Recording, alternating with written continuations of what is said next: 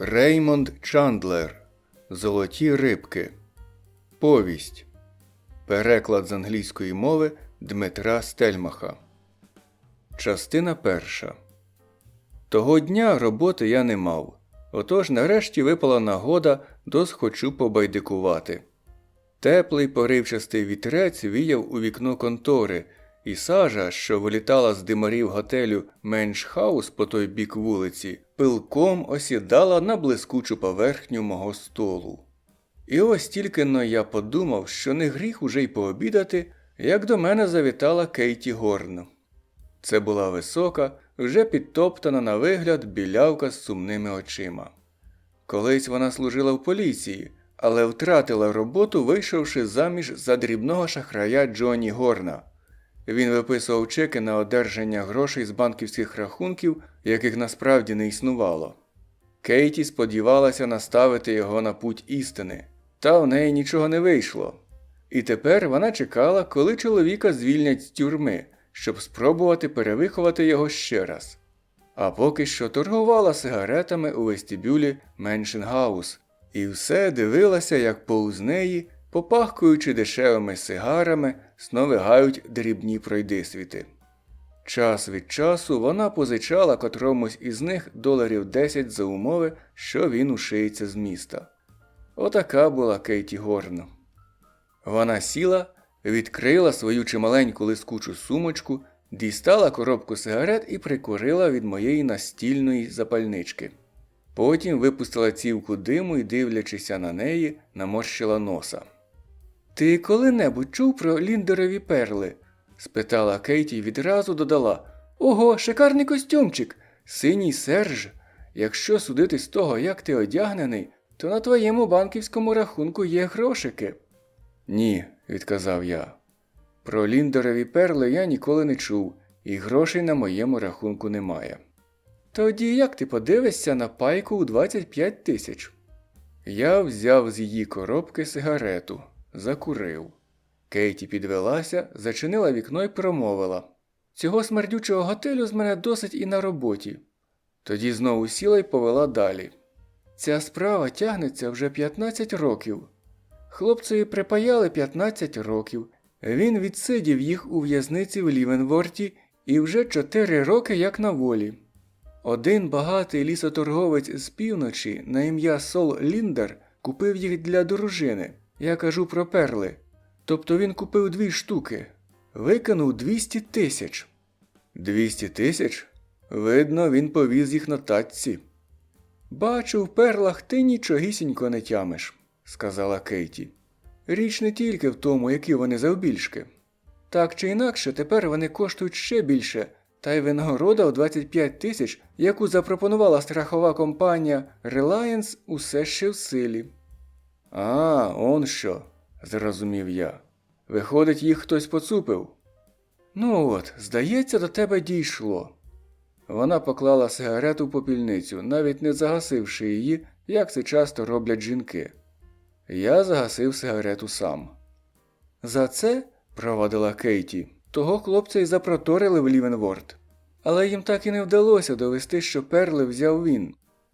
То було пограбування поштового вагона. Хлопцеві пощастило якось сховатися в ньому, потім десь у Вайомінгу він застрелив службовця, вигріб рекомендовані бандеролі і сплигнув з поїзда. Схопили його вже в Британській Колумбії. Але перлів так і не знайшли, у всякому разі тоді. А хлопця взяли, дали довічне ув'язнення. Відчуваю, це довга історія. Випиймо. Я ніколи вдень не п'ю, а то можна спитися. А що робити ескімосам, сказав я. У них там ціле літо день. Кейті подивилася, як я дістав невеличку пласку пляшку і повела далі. Його звали Сайп, Воллі Сайп. Він упорав те діло сам і нікому не прихопився й словом. Пізніше, через 15 років, йому пообіцяли амністію, якщо поверне гроші. Хлопець віддав усе, крім перлів. А де ж він їх сховав? Може, в капелюсі? Послухай, мені не до жартів. Знаю, як дістатися до тих кругляків.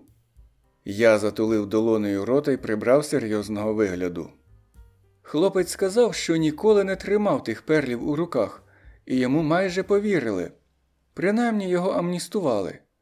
І все ж таки перли в поштовому вагоні були серед рекомендованих бандеролей, і більше їх уже не бачили. У мене задерло в горлі, але я нічого не сказав. Кейті розповідала далі. Якось у Лівенворті усього-навсього один раз на всі ті роки Воллі Сайп вижлуктив цілу пляшку дешевого віскі, і в нього розв'язався язик. А в камері з ним сидів один маленький чоловічок на ім'я Чистильник Мардо. Він щось там підчищав на 20-доларових банкнотах і дістав за це 2 роки і 3 місяці. Сайп і розказав йому, що закопав свої перли десь в Айдахо. Я трохи подався вперед. «Помалу доходить, еге?» – промовила Кейті. «Ну, слухай далі. Чистильник Мардо наймає в моєму будинку кімнату, а на думці в нього одне – кокаїн. До того ж він розмовляє ввісні». Я посунувся назад і розчаровано сказав. «О Боже, я вже прикидав, як тринькатиму свою пайку». Кейті холодно глянула на мене. Та замить полагіднішала. «Ну гаразд», – мовила вона якось безнадійно. «Знаю, ти, мабуть, думаєш, що я схибнулася. Усі ці роки про ті перли міркувало чимало світлих голів. Із поштового управління, із приватних агентств і інші. А потім з'являється якийсь кокаїніст і каже, де вони. Та він досить таки симпатичний коротун, і я вірю йому. Він знає, де Сайп». «Це він у вісні сказав?» – поцікавився я. «Звичайно, ні. Але ж ти мене знаєш. Я стільки років пропрацювала в поліції і вмію слухати. Може, я стромляю носа не в своє діло, але я здогадалася, що він своє відсидів, і мене турбувало, що він так багато нюхає цієї гидоти. Тепер він єдиний мій пожилець, і я просто прислухаюся до його балачок із самим собою, коли проходжу в нього повз двері. Так я дізналася достатньо, щоб натиснути на коротуна. Він розколовся і розповів мені про все. Він хоче облагодити це діло, але йому потрібна допомога».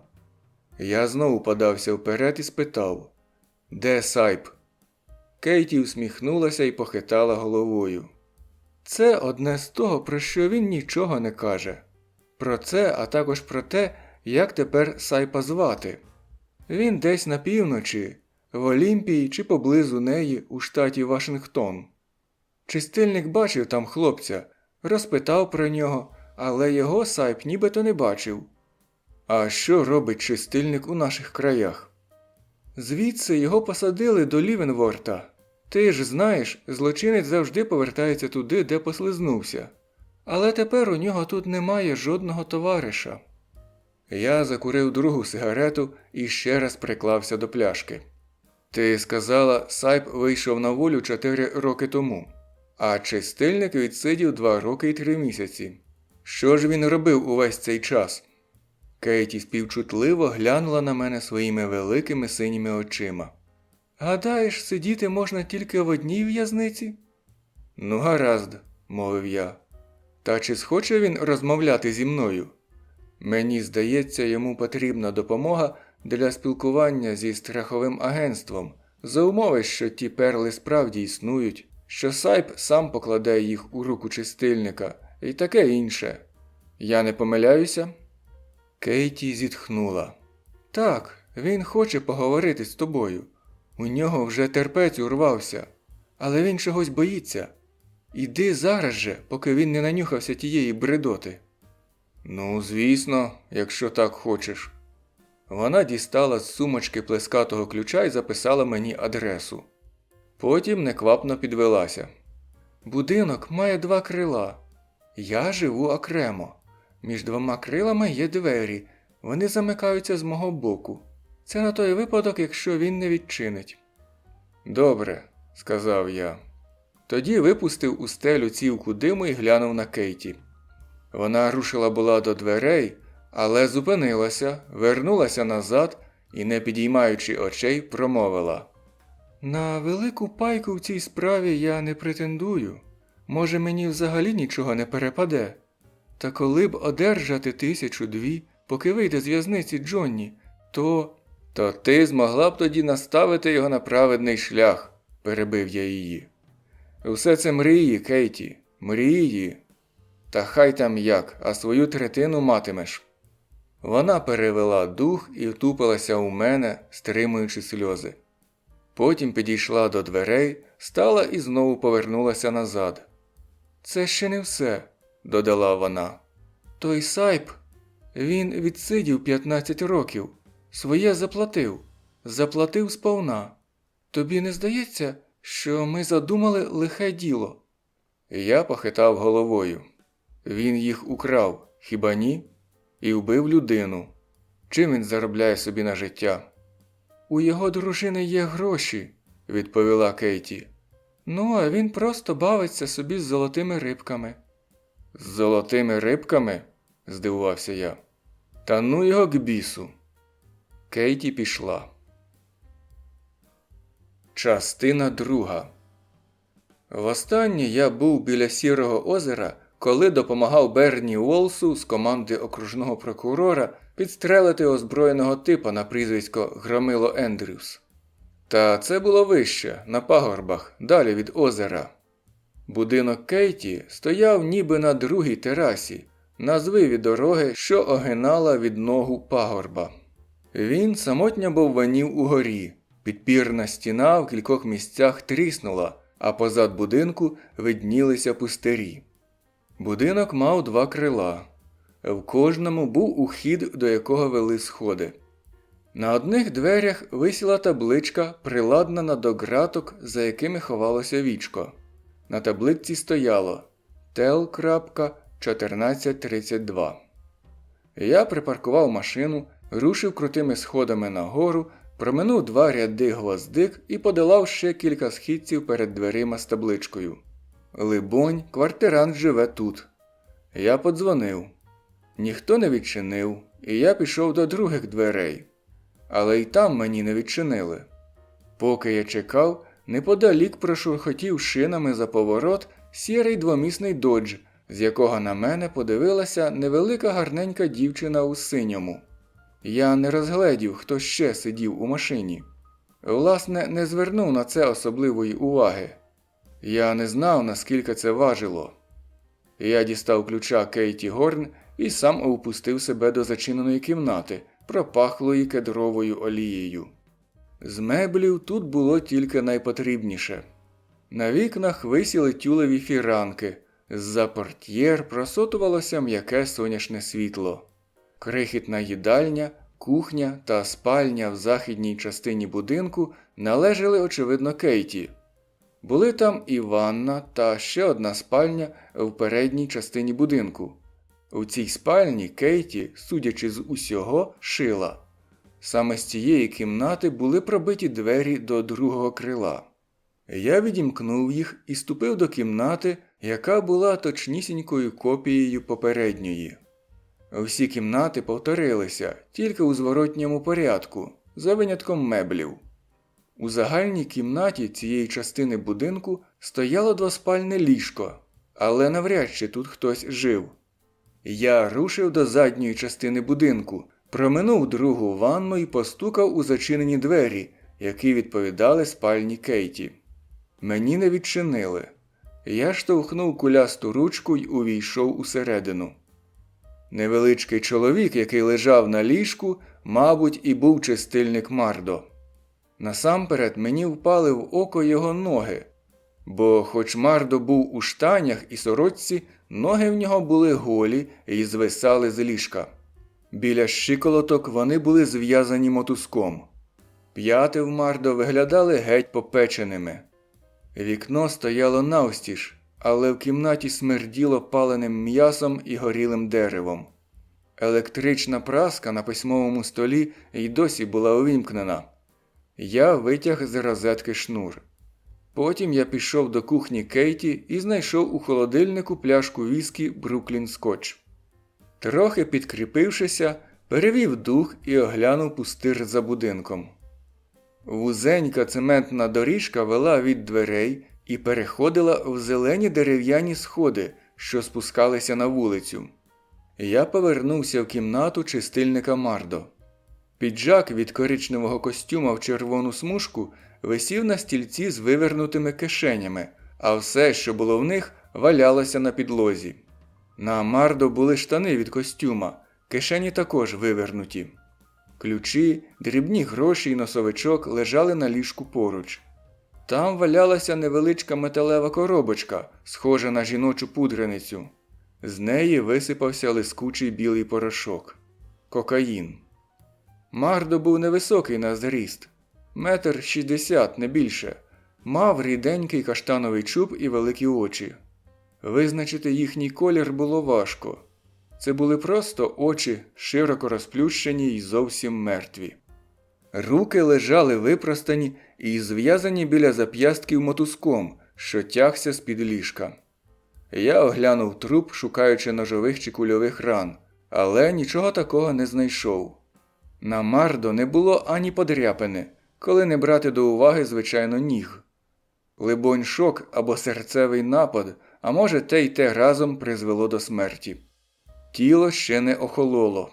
Кляп у роті був теплий і мокрий. Я витер усе, до чого торкався, трохи подивився з попереднього вікна Кейті на вулицю, а тоді вже вийшов з будинку. О 3:45 я ступив у вестибюль готелю Mansion House і підійшов до тютюнового кіоска в кутку. Схилився над вітриною, попросив коробку Camel. Кейті Горн посунула до мене сигарети, вкинула в нагрудну кишеню мого піджака решту і усміхнулася мені так, як вона звичайно усміхається покупцям. «Ну, то як? Ти швиденько обернувся», – сказала вона і кинула крадькома погляд на п'яного, що силкувався прикурити від старомодної кремнієвої запальнички. «Справа складна», – мовив я. «Приготуйся». Вона хутко крутнулася і жбурнула п'яному коробку паперових сірників. Той спробував схопити їх, упустив і сірники, і сигару. Потім сердито згріб їх з підлоги і посунув геть, весь час озираючись, мов би чекав стусана. Кейті дивилася повз мене. Очі її були холодні й нічого не виражали. «Я готова», – прошепотіла вона. «Тепер одержиш рівно половину», – сказав я. «Чистильника більше немає. Його порішили у власному ліжку». Очі Кейті нервово сіпнулися. 2 пальці стислися на скляному прилавку біля мого ліктя. Губи побіліли. Ось і все. «Послухай», – мовив я, – «нічого не кажи, поки я не розповім. Він помер від шоку. Хтось підсмажив йому п'яти дешевою електропраскою. Не твоєю, я перевірив. Гадаю, він помер досить швидко і просто не міг їм багато сказати. Кляп ще був у нього в роті. Коли я йшов до тебе, то думав, що все це дурниці. Тепер я цього так не певен. Якщо він їм щось вибавкав, то вважай, що в нас нічого не вигоріло. Так само, як і у Сайпа. Правда, може, я ще знайду його раніше за них. Ті хлопці навряд чи перед чимось зупиняться. Якщо він перед ними не розколовся, то час іще є». Кейті повернула голову і глянула на обертові двері до вестибюля. На її щоках проступили білі плями. «Що ж мені робити?» – видихнула вона. Я торкнув коробку з сигарами в обгортках і опустив у неї ключа Кейті. Вона спритно дістала його своїми довгими пальцями і сховала. «Як прийдеш додому, сама побачиш його. Ти нічого не знаєш. Забудь і про мене, і про перли. Коли перевірять його пальчики, то відразу збагнуть, що минуле в нього темне, і вирішать, що він постраждав за якісь давні гріхи». Я розпечатав коробку сигарет, закурив і хвилю мовчки дивився на Кейті. Вона не ворухнулася. «Зіграєш свою роль?» – запитав я. «Якщо ні, скажи зразу». «Звичайно». Її брови вигнулися дугою. «Я що, схожа на людину, яка здатна когось катувати?» «Ти вийшла заміж за шахрая», – похмуро промовив я. Вона спалахнула. Я цього, власне, й хотів. Він не шахрай. Він просто дурень набитий. Ніхто не став про мене гірше думати, навіть хлопці з поліційного управління. Ну гаразд, отак воно краще. Кінець кінцем це вбивство не наших рук діло. А заговоримо зараз, то забувай про будь-яку частину винагороди, якщо її взагалі коли-небудь виплатять. Це вже не певно, різко кинула Кейті. Ох, бідний коротун. Вона мало не схлипнула. Я поплескав її по руці, якомога щиріше усміхнувся і пішов з Меншенгауза. Частина 3. Контора страхової фірми Reliance містилася в 3 невеличких простеньких кімнатах будинку Grass Building. Компанія була надто солідна, щоб мати таке непривабливе приміщення. Управителя місцевої філії звали Лутін. Це був лисий чоловік середнього віку зі спокійними очима й тендітними пальцями, що весь час погладжували сигару у строкатій обгорці. Він сидів за великим, добре витертим столом і мирно дивився на моє підборіддя. «Кажете, Кармаді? Чув про вас». Лутін торкнувся сяючим мізинцем моєї візитної картки. «То що ви там задумали?» Я покрутив у руках сигарету і, стишивши голос, запитав: «Пам'ятаєте ліндерові перли?» Він ледве помітно і трохи знуджено усміхнувся. Навряд чи я забуду про них. Вони обійшлися компанії у $150 000. Я був тоді ще самовпевненим юним складальником. «У мене є ідея», – перейшов я до діла. «Може, все це дурниці, і, мабуть, так воно і є. Але я хотів би спробувати своє щастя. Винагорода у 25 000 ще в силі?» «20 000, Кармаді», – захихотів Лутін. 5 000 ми вже витратили на пошуки самі. Гаяте час. Це мій час. Хай буде 20. А на яку допомогу я можу розраховувати з вашого боку? Допомогу в чому? Чи можу я взяти у вас рекомендаційного листа до інших ваших філій? На той випадок, коли мені доведеться працювати в іншому штаті. Або коли потребуватиму прихильного ставлення з боку представників місцевої влади. А в якому штаті ви збираєтеся працювати? Я усміхнувся до нього. Лутін постукав сигарою по краю попільнички і усміхнувся до мене. Але ж які нещирі були наші усмішки. Листа не буде, відрубав він. Нью-Йорк цього не схвалить. У нас автономна система. Але можете розраховувати на нашу негласну допомогу. І на 20 000, якщо вам пощастить. Та тільки навряд. Я закурив і, відкинувшись назад, пустив у стелю дим. Не буде? А чому не буде? Адже ви так і не знайшли ті камінчики. Хоч вони й існували, правда ж? Та вже ж, чорти б їх ухопили, існували. І якщо існують і досі, то належать нам.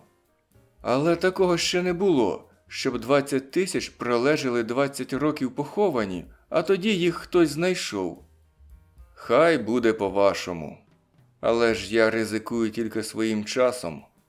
Лутін струсив із сигари трохи попелу і перевів погляд на мене.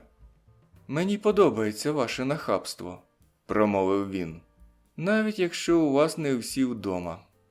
Але ж ми велика організація. Припустімо, я приставлю за вами око. Що тоді?» «Тоді я програю. Знатиму, що мене пасуть. Надто довго я граю в ці ігри, щоб прогавити таке. Вийду з гри, розповім про все, що знаю в поліції, і піду додому». «А чому так зробите?» Я знову подався над його столом уперед. «Бо хлопця, який міг би навести мене на слід, поволі, промовив я, сьогодні на той світ спровадили». «Ну й ну», – потер носа Лутін. «Не я спровадив його на той світ», – додав я. Якийсь час ми мовчали. Потім Лутін сказав: «Ніякий лист вам не потрібний. Ви б його навіть не носили з собою. А після того, що ви мені сказали, я би, і ви це з біса добре знаєте, навіть не ризикнув дати вам листа». Я встав, усміхнувся і попростував до дверей. Лутін хутко підхопився, обіг навколо столу і поклав свою невеличку чепурну долоню мені на руку. «Послухайте, знаю, що ви псих, та якщо все-таки доберетеся до них, поверніть їх через наших хлопців. Нам так потрібна реклама». «Якого дідька? А на що я, по-вашому, живу?» – процідив я. 25 тисяч. А я зрозумів 20. 25. Та все одно ви ненормальний. У Сайпа тих перлів ніколи не було. Якби він їх мав, то вже давно домовився б з кимось із нас. «Гаразд», – мовив я. «У вас було вдосталь часу, щоб скласти про це свою думку». Ми потисли один одному руки, усміхнулися з виглядом двох розумних людей, які знають, що обвести круг пальця ще ніколи не вдалося, але полишати спроб не варто. Коли я вернувся до своєї контори, була за 4:45. Я кілька разів перехилив помаленький, натоптав люльку і всівся, щоб трохи поворушити мізками. Але тут задзеленчав телефон. «Кармаді?» – спитав жіночий голос. Він був високий, чіткий, холодний і незнайомий. «Еге». «Вам треба зустрітися з Рашем Медером. Знаєте його?» «Ні», – збрехав я. «А нащо мені з ним зустрічатися?» У трубці несподівано пролунав дзвінкий, холодний як лід, сміх. «Бо в одного хлопця розболілися ноги», – пояснив голос. Почулися гудки. Я поклав слухавку, черкнув сірником і втупився у стіну, аж поки полум'я обпекло мені пальці. Раш Медер був темна конячка серед дрібних адвокатів з Кворн-Білдінг. Такий собі продажний тип, що відразу прибігає на допомогу, коли комусь треба забезпечити фальшиве алібі. Медер хапався за все, що недобре пахло, і на чому можна було нагріти руки. Але я ніколи не чув, щоб він брався за серйозні справи, як, скажімо, підсмажити комусь п'яти. Частина 4. На Спрінг-стріт закінчувався робочий день. Таксі неквапом їхали попід тротуаром, стенографістки поспішали додому. Трамваї потрапляли в корки, а регулювальники хто зна чому не дозволяли водіям повертати праворуч. Кворн-Білдінг мав вузький фасад кольору засохлої гірчиці, а за скляною вітриною біля входу виднівся великий набір уставних зубів. Показчик ряснів іменами стоматологів, що не завдають болю в лапках, людей, у яких можна було вивчитися на кур'єра, просто іменами та номерами без імен. Отам і значилося «Раш Медер, адвокат, кімната 619». Я вийшов з труського ліфта без дверей, глянув на брудну плювальницю, що стояла на обгидженому гумовому килимкові, пройшов коридором, де смерділо недопалками, і спробував штовхнути ручку під візерунчастою шибкою з номером 619. Двері виявилися замкненими. Я постукав. По той бік шибки з'явилася тінь, і двері з рипінням подалися. Переді мною стояв кремезний чоловік з м'яким круглим підборіддям, густими чорними бровами, масною шкірою на щоках і вусами під Чарлі Чена, детектива-китайця, героя романів Бігерса. Завдяки цим вусам обличчя Медера здавалося ще гладкішим. Він простягнув мені 2 жовті від никотину пальці. «А, старий вовкодав, власною персоною. У мене прекрасна зорова пам'ять. Вас звати Кармаді, чи не так?» Я переступив поріг і зачекав, поки двері з рипом зачинилися. Гола, без килимів кімната, підлога вкрита коричневим лінолеумом, широкий письмовий стіл, до якого під прямим кутом поставлено бюро. Великий зелений сейф, на вигляд такий самий вогнетривкий, як і паперовий мішечок для продуктів. 2 шафи з картотеками, 3 стільці, стінна одежна шафа, а в кутку біля дверей умивальник. «Ну, сідайте», – запропонував Медер. «Радий познайомитися». Він заметушився по другий бік столу, примостив на стільці подушечку і всівся на неї. «Дуже мило з вашого боку заглянути до мене», – промовив він. «У справі?» Я сів, узяв у зуби сигарету і звів на нього очі. Я нічого не казав, тільки спостерігав, як його почало проймати потом. Спочатку спітнів його чуб. Потім Медер схопив олівця і зробив на аркуші паперу якісь помітки. Ковзнув поглядом по мені, знову схилився над записами. І нарешті, не підводячи голови від папірця, заговорив. «Маєте якісь міркування?» – обережно поцікавився він. «З приводу чого?» Очей він не підвів. «З приводу того, як ми могли б облагодити разом одне дільце. Скажімо, дістати кілька камінчиків». «Хто та дівчина?» – спитав я. «Що? Яка дівчина?» Він усе ще не підводив на мене очей. «Та, що дзвонила мені». «Вам хтось дзвонив?» Я взяв трубку з його старомодного, схожого на шибеницю телефонного апарата і почав дуже повільно набирати номер поліційного управління. Я не мав сумніву, що Медер знає цей номер не гірше за власний капелюх. Він потягся рукою до апарата і натис на важіль. «Слухай», – невдоволено буркнув він, – «ти щось дуже поспішаєш». «На якого чорта лисого дзвонити лягавим?» «А вони бажають з тобою погомоніти», – неквапно промовив я. «Оскільки знаєш одну дівку, а вона знає одного типа, в якого розболілися ноги». «Невже не можна інакше?» Тепер власний комірець здався Медерові затісним, і він смикнув його. «Я тут ні при чому», – сказав я. «Та коли гадаєш, що збираюся сидіти тут і дивитися, як бавишся моїми рефлексами, то глибоко помиляєшся». Медер відчинив плаского портсигара і сунув собі в рот сигарету з таким звуком, наче грибину ковтнув. Руки його тремтіли. «Гаразд», – буркнув він. «Хай буде так, не гарячкуй». «Не люблю, коли мені забалакують зуби», – прогарчав я. «Діло кажи. Як хочеш запропонувати мені роботу, боюся, що вона для мене надто брудна. Але принаймні вислухати тебе я можу». Медер кивнув головою. Тепер він заспокоївся. Він знав, що я беру його на Бога. Випустивши бліду хмаринку диму, він провів її очима. «Ну, гаразд», – рівним голосом сказав Медер. «Часом я прикидуюся дурним. Річ у тім, що ми обидва не в тім'я биті.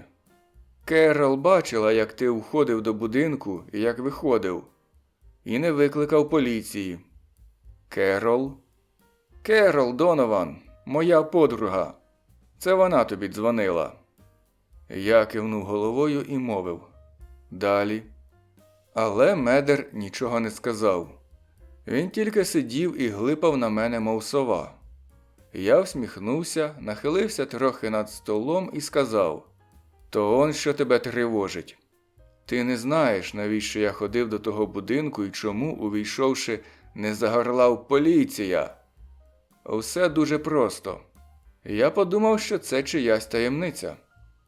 «Ми просто водимо один одного за носа», – з кислою міною промовив Медер. «Ну, гаразд», – згодився я. «Поговоримо про перли. Так тобі простіше?» Очі його зблиснули. Він хотів дати волю своїм почуттям, але стримався. Стишивши голос, холодно сказав: «Керол підчепила його якось увечері, того коротуна. Такий собі схибнутий курдупель. У голові нічого крім порошку. Та коли там добряче покоперсатися, то виявиться, що там міцно засіла одна думка. Він міг розповісти про перли. На північному заході Канади нібито живе якийсь тип. Він поцупив ті перли давним-давно і ніяк не може з ними розлучитися. От тільки типа того Коротун не назвав, і де він живе не сказав. Усе хитрував, мовчав і край. А чого не доберу. Хотів, щоб йому п'яти підсмажили, підказав я. Медер скривився, і його чуб знову спітнів. Це не моїх рук діло, пробурмотів він. Твоїх чи Керол, яка різниця? Коротун помер. Це розцінять як убивство. Але ви так і не почули того, що хотіли. І тому вам знадобився я. Гадаєте, знаю те, чого не знаєте ви? Забудьте про це. Коли б я щось знав, то не прийшов би сюди. Та й ви, якби знали достатньо, не запросили б мене сюди. Хіба не так? Медер розтяг губи в усмішці. Дуже поволі, так наче робити це йому було боляче. Тоді покрутився на стільці, висунув зі столу глибоку шухляду і поставив на стіл гарну темну пляшку та 2 смугасті склянки. Нарешті прошепотів. Поділимо все на 2. Ти і я. К бісу, Керол. Надто круто вона бере Кармаді. Бачив я жорстоких жінок, але ця зроблена зі сталі. А от з вигляду про неї такого не скажеш, правда? А хіба я бачив її? Гадаю, що бачив. Принаймні так вона каже. А, це та, що в доджі? Він кивнув головою. Налив по чималій порції, поставив пляшку і підвівся. «Води?» – спитав. «Я п'ю з водою». «Не треба», – кинув я. «Однак навіщо тобі ділитися зі мною? Навряд чи я знаю більше за тебе. Хіба якусь дрібницю, але ж ніяк не стільки, щоб пропонувати мені половину». Він хитро глянув на мене поверх склянки. «Я знаю, де можна вхопити за ліндерові перли 50 тисяч, удвічі більше, ніж міг би взяти ти. Я віддам тобі твою пайку і сам не програю. Ти маєш змогу працювати під офіційною вивіскою. Це те, чого бракує мені. То як щодо води?» «Мені не треба», – сказав я. Він підійшов до схованого у стіні умивальника, відкрутив кран, наточив півсклянки води і повернувся до столу. Потім знову сів, усміхнувся і підніс склянку. Ми випили. Частина 5. Досі я зробив усього 4 помилки. Перша – це те, що взагалі вплутався в таке діло, хай навіть заради Кейті Горн. Друга, що не вийшов із гри після того, як знайшов чистильника Мардо мертвим. Третя, що дав Рашу Медеру зрозуміти ніби в курсі справи. Четверта і найбільша – це віскі. Воно здалося мені дивним на смак уже тоді, коли я його ковтав. А коли в голові у мене раптом прояснилося, я збагнув, що бачив на власні очі, як Медер поміняв свою склянку на іншу. Він поставив її до умивальника заздалегідь. Якусь хвилю я сидів нерухомо з порожньою склянкою в руці, намагаючись оволодіти собою. Обличчя Медера зненацька почало розпливатися і стало схожим на місяць. Масна усмішка спалахнула і згасла під вусами Чарлі Чена, коли Медер побачив мій стан. Я сягнув рукою до кишені штанів і дістав недбало складеного носовичка. Загорнений у нього невеличкий сюрприз не впав Медерові в око. Принаймні, коли він хапнувся рукою під піджак, було вже пізно. Я встав, п'яно хитнувся вперед і садонув його просто по маківці. Медер упав, спробував підвестися, але я вдарив йому в щелепу. Він обм'як і рукою, що вислизнула з-під піджака, перекинув на столі склянку. Я поставив її на місце і мовчки постояв, відчуваючи, як усередині у мене наростає хвиля нудоти. Мені паморочилося. Я підійшов до дверей, що вели до сусідньої кімнати, і спробував натиснути ручку. Двері були замкнені. Мене вже хитало з боку в бік. Я підтяг до вхідних дверей стільця і підпер його спинкою ручку.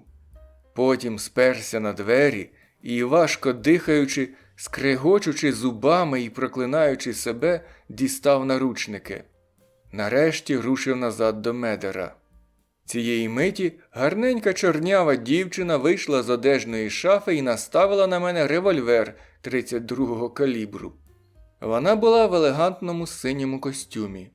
Капелюшок у вигляді перекинутого блюдця чіткою лінією окреслював її чоло. Поверх вух з-під капелюшка вибивалося лискуче чорне волосся. Очі блакитно-сірі, холодні і якісь легковажні.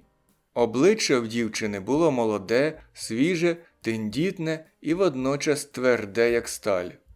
«Годі, Кармаді, лягай і відсипайся, з тобою все ясно». Спотикаючися, зважуючи в руці свою іграшку, я рушив на дівчину. Але вона лише похитала головою. Її обриси почали розпливатися.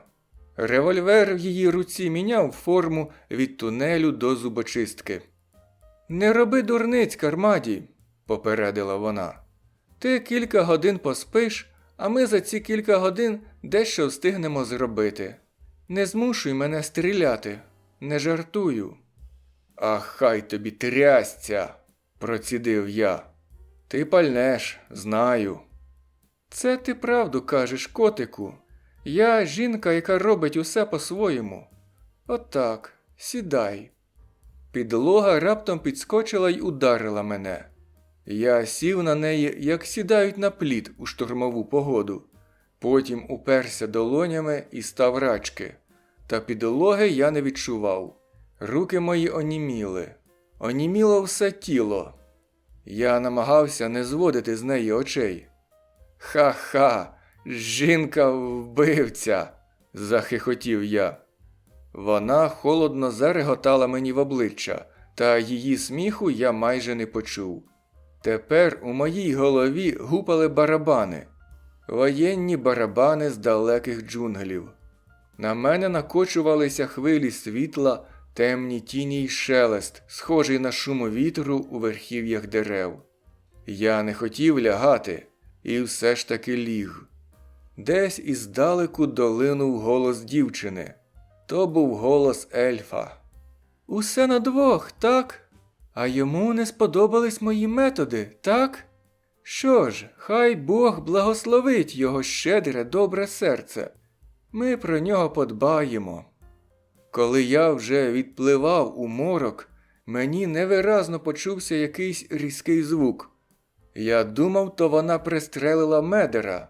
Та де там? Дівчина просто помогла мені скоріше відплисти, моєю власною свинчаткою.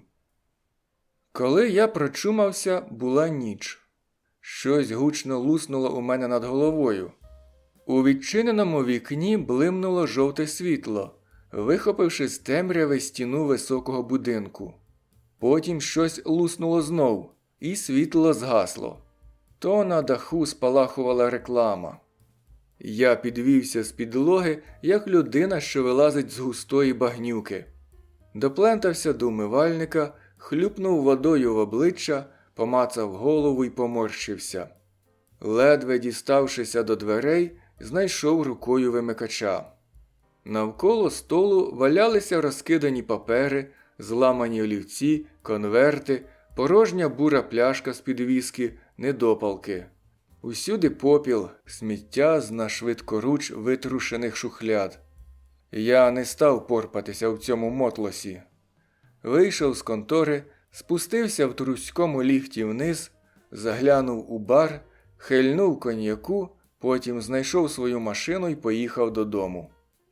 Переодягнувшись, я спакував сумку, випив трохи віскі і узяв трубку. Мені хтось дзвонив. Було десь 9:45 ранку. Голос Кейті Горн сказав: «Виходить, ти ще не поїхав. Я так і думала». «Ти сама?» – через силу запитав я. «Так, тепер сама. Але в мене було повно лягавих. Сиділи кілька годин. Хоча виявилися досить люб'язними, навіть співчували мені. Гадають, що хтось зводить давні рахунки». «І твій телефон тепер, мабуть, прослуховують», – прогарчав я. «Куди це я повинен був їхати?» «Ну, сам знаєш, мені сказала твоя дівчина». «Така невисока, чорнява, дуже самовпевнена? Її звати Керол Донован?» «У неї була твоя візитка. А що, хіба...» «Немає в мене ніякої дівчини», – сказав я просто. «Але б'юся об заклад, що зовсім випадково. Ти про це навіть не подумала. З твого язика зірвалась одна назва. Назва міста на півночі. Правда ж?» «Правда», – ледве чутно призналася Кейті. Нічним літаком я вилетів на північ. Коли не брати до уваги головного болю і невтолимого бажання напитися крижаної води, то політ був досить приємний. Частина 6. Готель Сноквелмі в місті Олімпія містився на вулиці Кепітал Вей, навпроти звичайного міського парку, що займав площу одного кварталу. Я постояв біля дверей кав'ярні, потім пішов пагорбом униз, туди, де останній, геть пересохлий рукав протоки Пуже гнив за рядом тепер уже нікому не потрібних причалів. Попереду все було завалене стосами колод, і старі діди вовтузилися серед тих колод або сиділи на ящиках із люльками в зубах. Вивіски за їхніми спинами повідомляли: «Дрова й тріски, доставка безплатна». Далі здіймався крутий пагорб, а на тлі сіро-голубого неба стояли розкішні північні сосни. Двоє дідів сиділи на ящиках метрів за 6 один від одного, але думали вони кожен про своє. Я підійшов до одного з них. На ньому були вельветові штани і те, що колись було вовняною курткою в чорну й червону клітинку.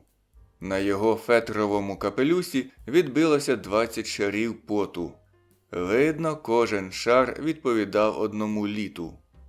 В лівій руці старий стискав коротку чорну люльку, а брудними пальцями правої неквапно, обережно і з величезною насолодою висмикував із власного носа довгу покручену волосину. Я поставив ящика, сів, натоптав люльку, розкурив її і пихнув димом. Потім показав рукою на воду і промовив: «І не скажеш, що вона впадає десь у Тихий океан». Старий звів на мене очі. «Мертвий закуток», – провадив я. «Тихе, спокійне у вас містечко. Мені такі подобаються». Старий мовчки дивився на мене. «Б'юся об заклад», – вів я далі. «Той, хто пожив у такому місті, знає в ньому усіх жителів. Та й в околицях теж». Тоді він спитав: «І скільки ж ви ставите?»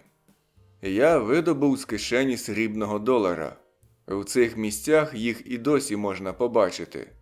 Старий оглянув монету, кивнув головою, а тоді несподівано різко висмикнув з ніздрів волосину і заходився розглядати її на світло. «Ви програєте», – зауважив він. Я поклав долара собі на коліно і спитав: «Ви знаєте кого-небудь у цих краях, хто тримає золотих рибок?» Старий не зводив погляду з долара. Другий дід, що сидів неподалік, був у комбінезоні й туфлях без шнурків. Він теж глипнув на долар, а тоді обидва одночасно сплюнули. Перший старий повернув голову і щосили загорлав: «Знаєш, хто тут тримає золотих рибок?» Другий сплигнув з ящика, схопив велику сокиру, поставив вертикально колодку і, рубанувши її, розколов навпіл. А тоді переможно глянув на першого і крикнув: «Не такий уже я й старий!» Перший пояснив: «Трохи не дочуває». Він поволі підвівся і рушив до халупи, побудованої зі старих різних завдовжки дощок. Зайшовши всередину, грюкнув дверима. Другий дід з пересердя кинув сокиру на землю, плюнув у бік зачинених дверей і проходом поміж стосів дров пішов собі геть. Двері халупи прочинилися, і з них вистромив голову старий у вовняній куртці. «Краби з каналізації, та й годі!» – випалив він і знову зачинив двері. Я сховав долара в кишеню і знову рушив на пагорб. Я вже бачив, що не скоро навчуся розуміти їхню балаканину. Кепітал Вей тяглася з півночі на південь. Похмурий зелений трамвай сунув уздовж вулиці в бік району, що називався Тамвотер. Вдалині я бачив якісь державні установи. Їдучи на північ, я проминув 2 готелі і кілька крамниць. Далі було перехрестя. Дорога праворуч повертала до Такоми й Сієтла. Та, що ліворуч, вела через міст до півострова Олімпік. А відразу за перехрестям вулиця раптово ставала старою, обшарпаною, асфальт на тротуарі весь у вибоїнах, китайський ресторанчик, обклеєний афішами кінотеатр, ломбард.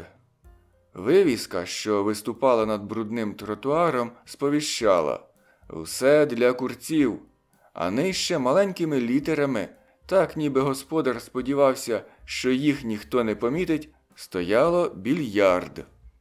Я проминув полиці з журналами в строкатих обкладинках, стіл-вітрину на сигари, де тепер лежали самі мухи, і увійшов усередину. Ліворуч був дерев'яний шинквас, кілька гральних автоматів і єдиний більярдний стіл. 3 підлітків крутилися біля гральних автоматів. Високий худорлявий чоловік з довгим носом і зовсім без підборіддя грав сам із собою в більярд. В зубах у нього стриміла погасла сигара. Я сів на високий табурет. Лисий чоловік з важким поглядом підвівся за шинквасом зі свого стільця, витер руки об цупкий сірий фартух і зблиснув до мене золотим зубом. «Ковток віскі», – сказав я.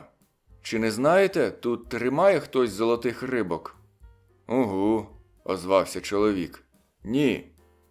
Він налив щось за шинквасом у товсту склянку і посунув її до мене. 25 центів. Я понюхав рідину, поморщив носа і поцікавився. «Угу, це про віскі?» Лисий показав мені велику пляшку з ярликом «Найкраще житнє віскі Діксі. Гарантована витримка 4 місяці». «Ого», – промовив я, – «оце новина». Я долив у склянку води і випив. На смак віскі нагадувало культуру холери. Я поклав на шинквас 25-центовик. Бармен зблиснув іншим золотим зубом і, вчепившися своїми лапищами в шинквас, подався підборіддям до мене. «Не зрозумів вашого жарту», – проказав він майже лагідно. «Я щойно приїхав, і для мене це новина», – пояснив я йому.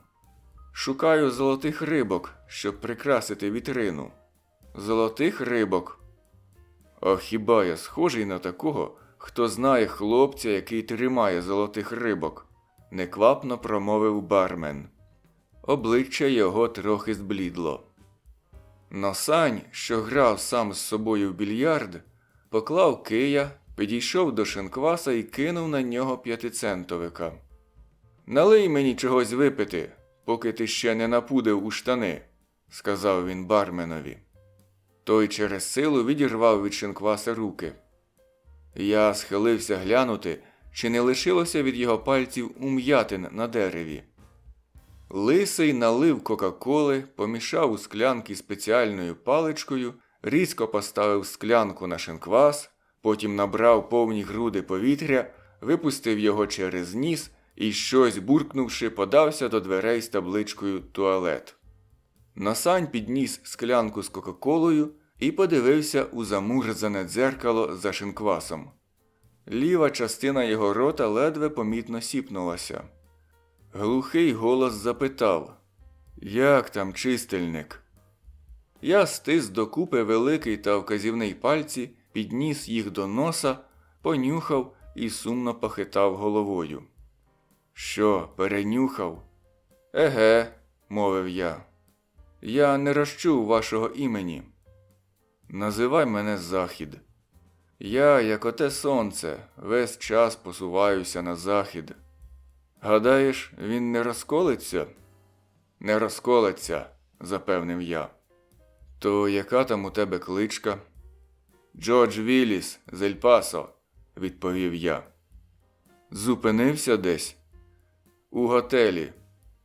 Він поставив порожню склянку і сказав: «Треба погомоніти». Частина 7. Ми прийшли до мене в кімнату, сіли й утупилися один в одного поверх склянок з віскі та імбирним пивом. Захід вивчав мене своїми близько посадженими очима, які нічого не говорили. Вивчав неквапно, але під кінець, мов би підсумовуючи враження, дуже уважно. Я відпив зі склянки й чекав. Нарешті він озвався своїм тюремним голосом. «Чого чистильник не прийшов сам?» «Того ж, чого не лишився на місці». «Що це означає?» «Поміскуй сам», – відповів я. Він кивнув головою, так ніби в тому, що я сказав, був якийсь сенс.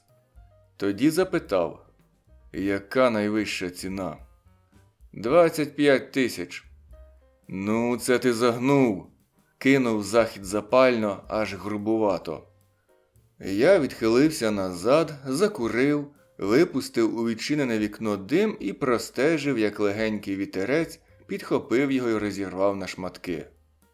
«А знаєш», – невдоволено промовив Захід, «мені що ти, що спортивний розділ у недільній газеті.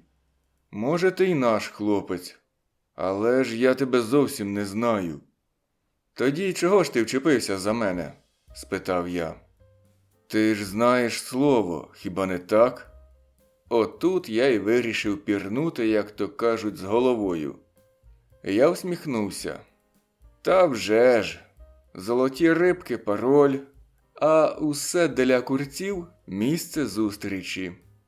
На його обличчі нічого не відбилося, і це підказало мені, що я мав рацію.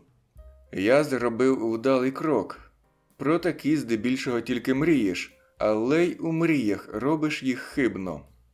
«Ну, і що далі?» – спитав Захід, посмоктуючи й навіть жуючи шматок льоду зі своєї склянки. Я засміявся. «Гаразд, Заходе, розумію, ти насторожений. Можемо розмовляти так тижнями. Відкриймо карти. Де старий?» Захід стис губи, тоді облизав їх і знову стис. Нарешті поволі, дуже поволі поставив склянку, і його права рука недбало ковзнула на стегно. Я зрозумів, що припустився помилки, адже чистильник добре знав, де старий, тож я мав про це знати. Але голос мого співрозмовника нічим не виказав, що я змилив. Захід тільки сердито промовив: «Хочеш, щоб я виклав свої карти на стіл, а ти просто посидиш і подивишся на них? Так діло не піде». «Тоді як тобі сподобається таке?» – прогарчав я. «Чистильник мертвий». У нього сіпнулася брова й кутик рота. Очі стали ще безтямніші, ніж були, якщо таке взагалі можливе. Голос ледве чутно прошурхотів, наче палець по сухій шкірі. «Як це сталося?» «Конкуренція, про яку жоден з вас і гадки не мав». Я відхилився назад і всміхнувся. Тьмяно, зблиснувши на сонці, з'явився револьвер. Я навіть не зрозумів, звідки він узявся. Отвір у дулі був круглий, темний і порожній. Він дивився на мене. «Не на того напав», – мляво промовив Захід. Я не такий дурний, щоб мене можна було обвести круг пальця. Я склав руки на грудях, не забувши покласти праву зверху. Я склав руки на грудях, не забувши покласти праву зверху. Ти мав би рацію, якби я намагався обвести тебе круг пальця. Та це не так. Чистильник завів гру з однією дівчинкою, і вона все з нього видоїла. Але він не сказав їй, де шукати старого. Тож вона прийшла зі своїм босом провідати чистильника в нього вдома. Вони й приклали до його п'ят гарячу праску. Він помер від шоку. Моя розповідь не справила на Захода ніякого враження. «Я ще добре чую», – поквапив він мене. «Я теж», – огризнувся я, прикинувшись розлюченим. «Якого дідька? Я від тебе ще нічого не чув, окрім того, що ти знаєш чистильника». Він покрутив на пальці револьвера, спостерігаючи, як він обертається. «Старий Сайп тепер у Веспорті», – недбало промовив він. «Це тобі щось каже?» «Еге, а камінчики ще в нього?» «Чорт, а я звідки знаю?» Він знову тримав револьвера в руці, тепер уже опустивши його до пояса. Дуло знову дивилося на мене. «А де ж ті конкуренти, про яких ти казав?» – поцікавився Захід. «Здається, я відірвався від них», – сказав я. «Хоч я не дуже певен. Можна мені опустити руки і взяти склянку?» «Бери. А як ти про це дізнався?» «Чистильник винаймав кімнату у дружини мого товариша. Він саме сидить. Вона славна молодичка, їй можна вірити. От він і розповів їй, а вона переказала мені. Ну, а після того, як чистильника порішили, на скількох же ти все ділитимеш зі свого боку? Моя половина, тут нічого й балакати». Я допив склянку, посунув її у бік і сказав: «Чорта з два». Револьвер піднявся на кілька сантиметрів, тоді знов опустився. «Скільки ж вас усього?» – гаркнув він. «Тепер, коли чистильника нема, 3, якщо пощастить відшити конкурентів». «Це ті, що підсмажують п'яти? Розкажи, які вони з себе». Чоловік на ім'я Рашмедер, дешевий адвокатик з півдня, 50 років, гладкий, тонкі опущені донизу вуса, темний чуб, на маківці лисина. Зріст 1,75 м, важить 72 кілограми, але кишка в нього тонка. Дівчина Керол Донован, коси чорні й досить довгі, сірі очі, тонкі гарні риси обличчя. Років їй 25-28, зріст 1,57 м, важить 48 кілограмів. Востаннє я бачив її у синьому костюмі. Людина дуже жорстока. Удвох вони просто залізо. Захід байдуже кивнув головою і відклав револьвера. «Хай тільки поткне свого носа. Зразу стане м'якшою», – процідив він. «У мене біля будинку стоїть машина. Подихаємо свіжим повітрям дорогою до Веспорта і оглянемо все на місці. Але не набридай йому з тими золотими рибками. Кажуть, він на них зовсім розум утратив. А я побуду збоку. Дуже він хитрий. Набрався досвіду у в'язниці. Від нього тхне парашею». «Прекрасно», – добродушно погодився я. «Я сам давно захоплююся золотими рибками». Захід потягся рукою до пляшки, налив собі на 2 пальці віскі і випив. Тоді устав, звів комір і спробував випнути свою щелепу без підборіддя якомога далі вперед. «Тільки не помилися, хлопче. Доведеться, як видно, погріти чуба. Робота буде велика. Самими балачками, мабуть, не відбудешся. Може, треба буде його й викрадати». «Дарма», – кинув я. «Страхове агентство нас прикриє». Захід обсмикав поле куртки, потер долонею тонку шию. Я надів капелюха, поклав пляшку з віскі в сумку біля стільця, на якому сидів, підійшов до вікна і зачинив його. Ми рушили до дверей. Та тільки-но я потягся рукою до клямки, як з другого боку у двері хтось постукав. Я знаком показав Заходові, щоб став під стіною. Якусь мить я ще дивився на двері, а тоді відчинив. Перед моїми очима з'явилися майже поруч два револьвери. Один маленький, 32-го калібру, другий – великий Сміт і Вессон. Ті, що їх тримали, війти до кімнати разом не могли, тож дівчина ступила перша. «Ну годі, розумахо», – сухо сказала вона. «Лапки до стелі. Побачимо, чи дістанеш до неї». Частина 8. Я поволі позадкував. Непрохані гості наступали на мене з двох боків. Я спотикнувся об власну сумку, впав назад і, вдарившись об підлогу, зі стогоном повернувся на бік. Цієї миті Захід недбало кинув. «Руки вгору, приятелі, та швидше!» Дві голови рвучко відвернулися від мене, і я встиг дістати свій револьвер і покласти його в себе під боком. Я знову застогнав. Запала тиша. Я не чув, щоб упав хоч один револьвер. Двері кімнати все ще стояли навстіж, а Захід і досі підпирав стіну десь за ними. Дівчина процідила крізь зуби. «Тримай шпига на мушці, Раше, і причини двері. Худоребрий тут не стрілятиме». Та й ніхто не стрілятиме. А тоді пошепки, я ледве розчув, додала: «Грюкни дверима». Медер позадкував через кімнату, не зводячи з мене свого Сміта і Вессона.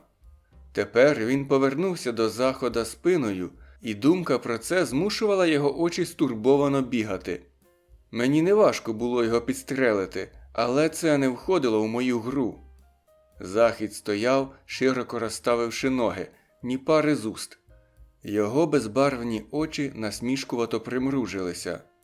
Він не спускав очей з дівчини, вона не спускала з нього очей.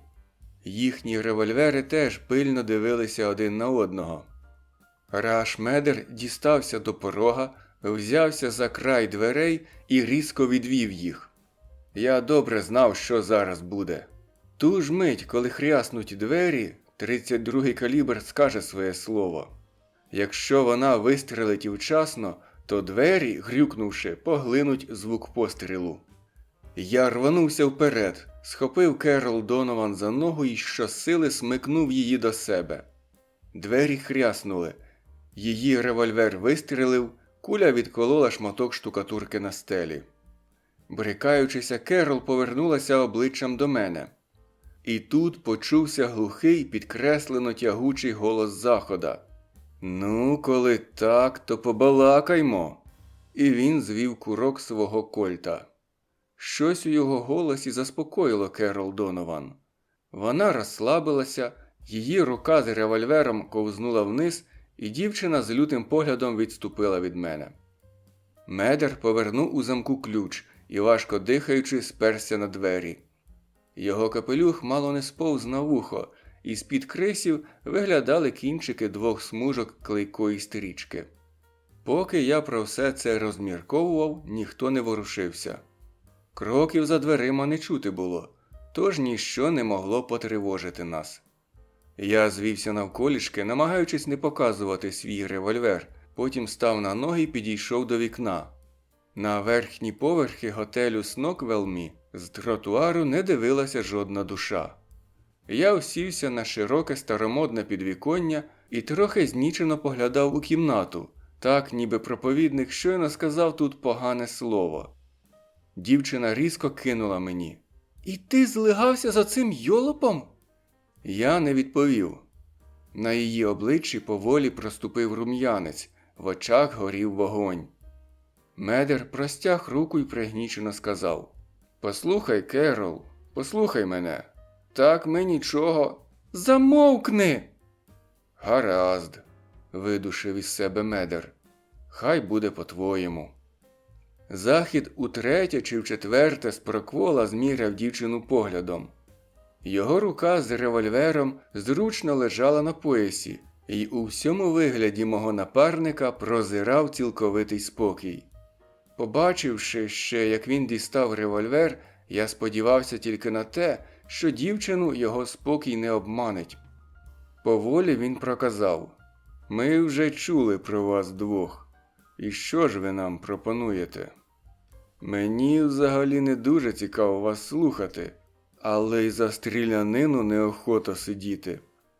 «Там досить для 4», – промовила дівчина.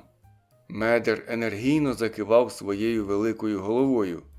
Йому навіть вдалося видавити з себе бліду усмішку. Захід глянув на мене. Я кивнув головою. «Виходить 4», – зітхнув він.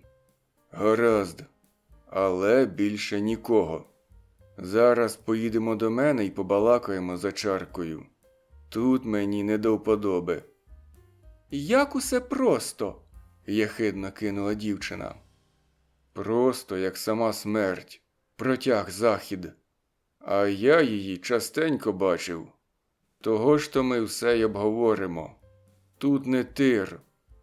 Керол Донован розстебнула свою замшеву сумочку на лівому боці і сховала в неї револьвер. Тоді всміхнулася. Коли дівчина всміхалася, вона була чарівна. «Ставку зроблено», – спокійно мовила вона. «Я входжу в гру. Куди тепер?» «На Вотер-стріт. Під'їдемо на тачці». «Тоді веди нас, хлопче». Ми вийшли з кімнати і спустилися ліфтом до вестибюля, багато прикрашеного оленячими рогами, опудалами птахів та гербаріями диких квітів під склом. І йшли ми, як 4 друзів. Таксі проїхало Capital Way, далі площу, проминуло червоний житловий будинок, надто великий для цього містечка, крім тих днів, коли засідають законодавчі збори. Ми їхали по слідах автомобільних шин повз адміністративні будівлі, що виднілися поодаль, високі зачинені ворота губернаторської резиденції.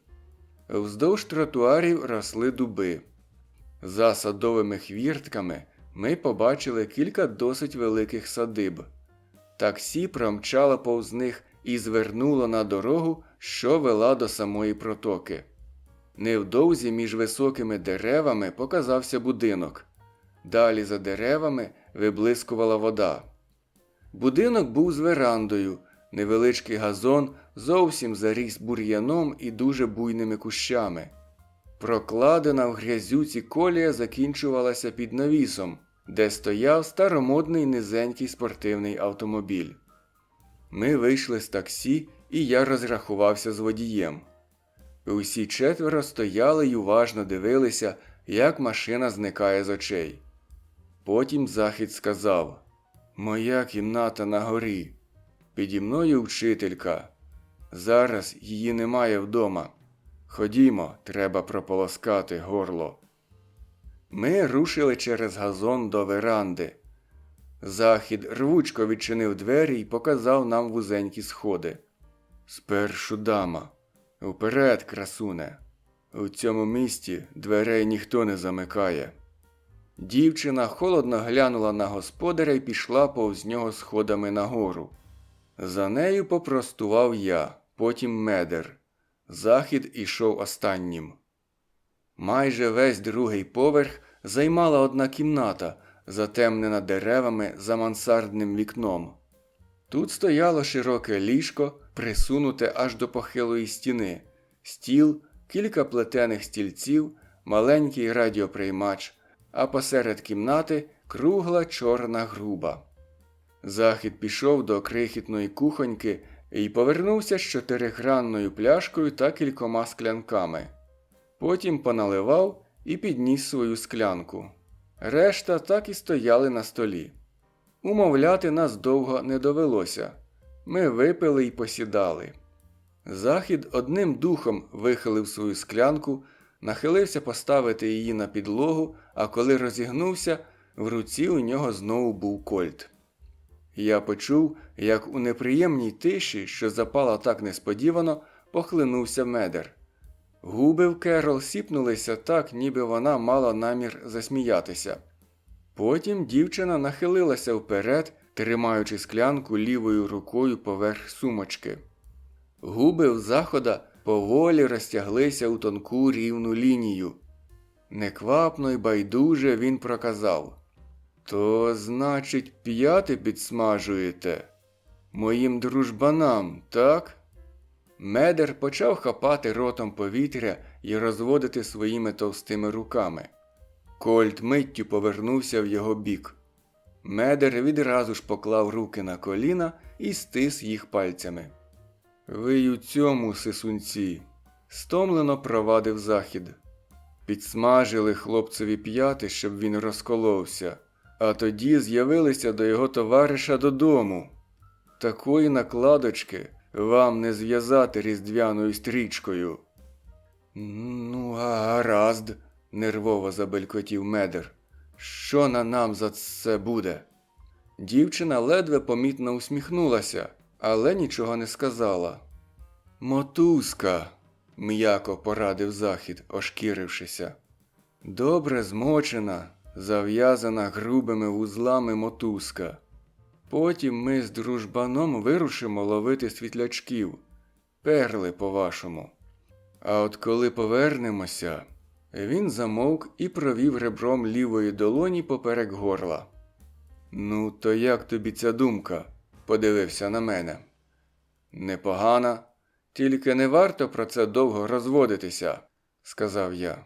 «Де мотузка?» «В комоді», – відповів Захід і кивнув головою в куток. Я пішов попід стіною до комода. У цю мить Медер несподівано жалісно зойкнув, очі його закотилися, і він, знепритомнівши, повалився ниць на підлогу. Захода це роздратувало.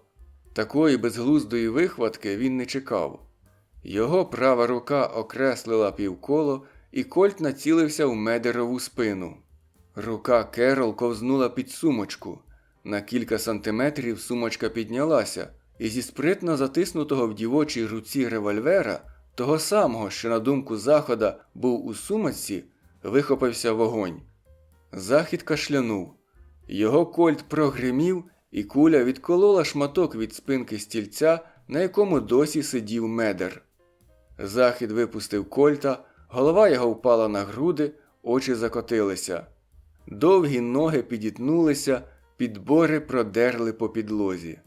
Отак він і сидів, обм'яклий, підборіддя на грудях, очі закочені. Захід був мертвий. Я вибив ногою стільця з-під міс Донован, і вона впала на бік, майнувши в повітрі довгими ногами в шовкових панчохах. Її капелюшок сповз набік. Вона скрикнула. Я наступив їй на руку і різким ударом вибив револьвер, що перелетів через усю мансарду. Вслід за ним полетіла сумочка, де лежав другий револьвер. Дівчина заверещала на мене. «Вставай!» – гаркнув я. Керол поволі підвелася і, кусаючи губи, поточилася від мене. Очі в неї були божевільні. Вона обернулася раптом на гидке звірятко, що його загнали в глухий кут. Дівчина заткувала, поки вперлася в стіну. Очі на бридкій питці блищали. Я кинув погляд на Медера і підійшов до зачинених дверей, які вели до ванної. Повернув ключ у замку і жестом показав дівчині на двері. «Сюди!» Вона перетнула на здерев'янілих ногах кімнату, мало не зачепивши мене. «Ну, стривай же, стукачу!» Я штовхнув її до ванної і замкнув двері на замок. Якби дівчина раптом надумала вискочити з вікна, я б не мав нічого проти. Я помітив те вікно ще тоді, як ми стояли внизу. Потім я вернувся до Захода, намацав у його кишені невеличкий твердий жмутик, в'язку ключів на кільці, і дістав їх, намагаючися не скинути тіло зі стільця. Більше я не шукав нічого. На кільці були ключі від машини. Я ще раз подивився на Медера. Пальці його були білі, як сніг. Я спустився вузькими темними сходами на веранду, обійшов будинок і сів у старий спортивний автомобіль під навісом. Один із ключів підійшов до запалювання. Щоб запустити двигун, довелося добряче поморочитися. Я дав задній хід і підігнав машину брудною доріжкою до тротуару. В будинку було тихо й спокійно. Високі сосни, що росли поперед і позад будинку, байдуже погойдували своїми верхівками, крізь які час від часу пробивалося холодне, байдуже сонячне світло. Витискаючи з машини все, що можна, я погнав її назад до Capital Way, потім до центру міста, проминув площу, готель Сноквелмі і помчав через міст у бік Тихого океану і Вестпорта. Частина 9. Через годину швидкої їзди, порослою досить ріденьким ліском місцевістю, тричі довелося зупинятися, щоб долити в радіатор води. Я почув гуркіт прибою, який не могло заглушити навіть чахкання двигуна. Широка біла дорога, жовкла посередині, оперізувала пагорб. Удалині над осяйним океаном височило кілька будинків. Тут дорога роздвоювалася. Ліворуч на дороговказі стояло Вестпорт, 9 миль. Ця дорога вела не до будинків, а повертала на іржавий консольний міст і губилася серед поламаних вітром яблуневих садів. Ще 20 хвилин і я дістався до Вестпорта, широкої піщаної обмілини, за якою на узвищі стояли будинки. Піщана коса кінчалася довгим вузьким причалом, що в свою чергу кінчався рядом маленьких яхт. Їхні спущені вітрила тріпотіли й билися об щогли. За яхтами виднілися бакини, де на невидимій мілині пінилася довга смуга води. А за мілиною Тихий океан котив свої хвилі до Японії.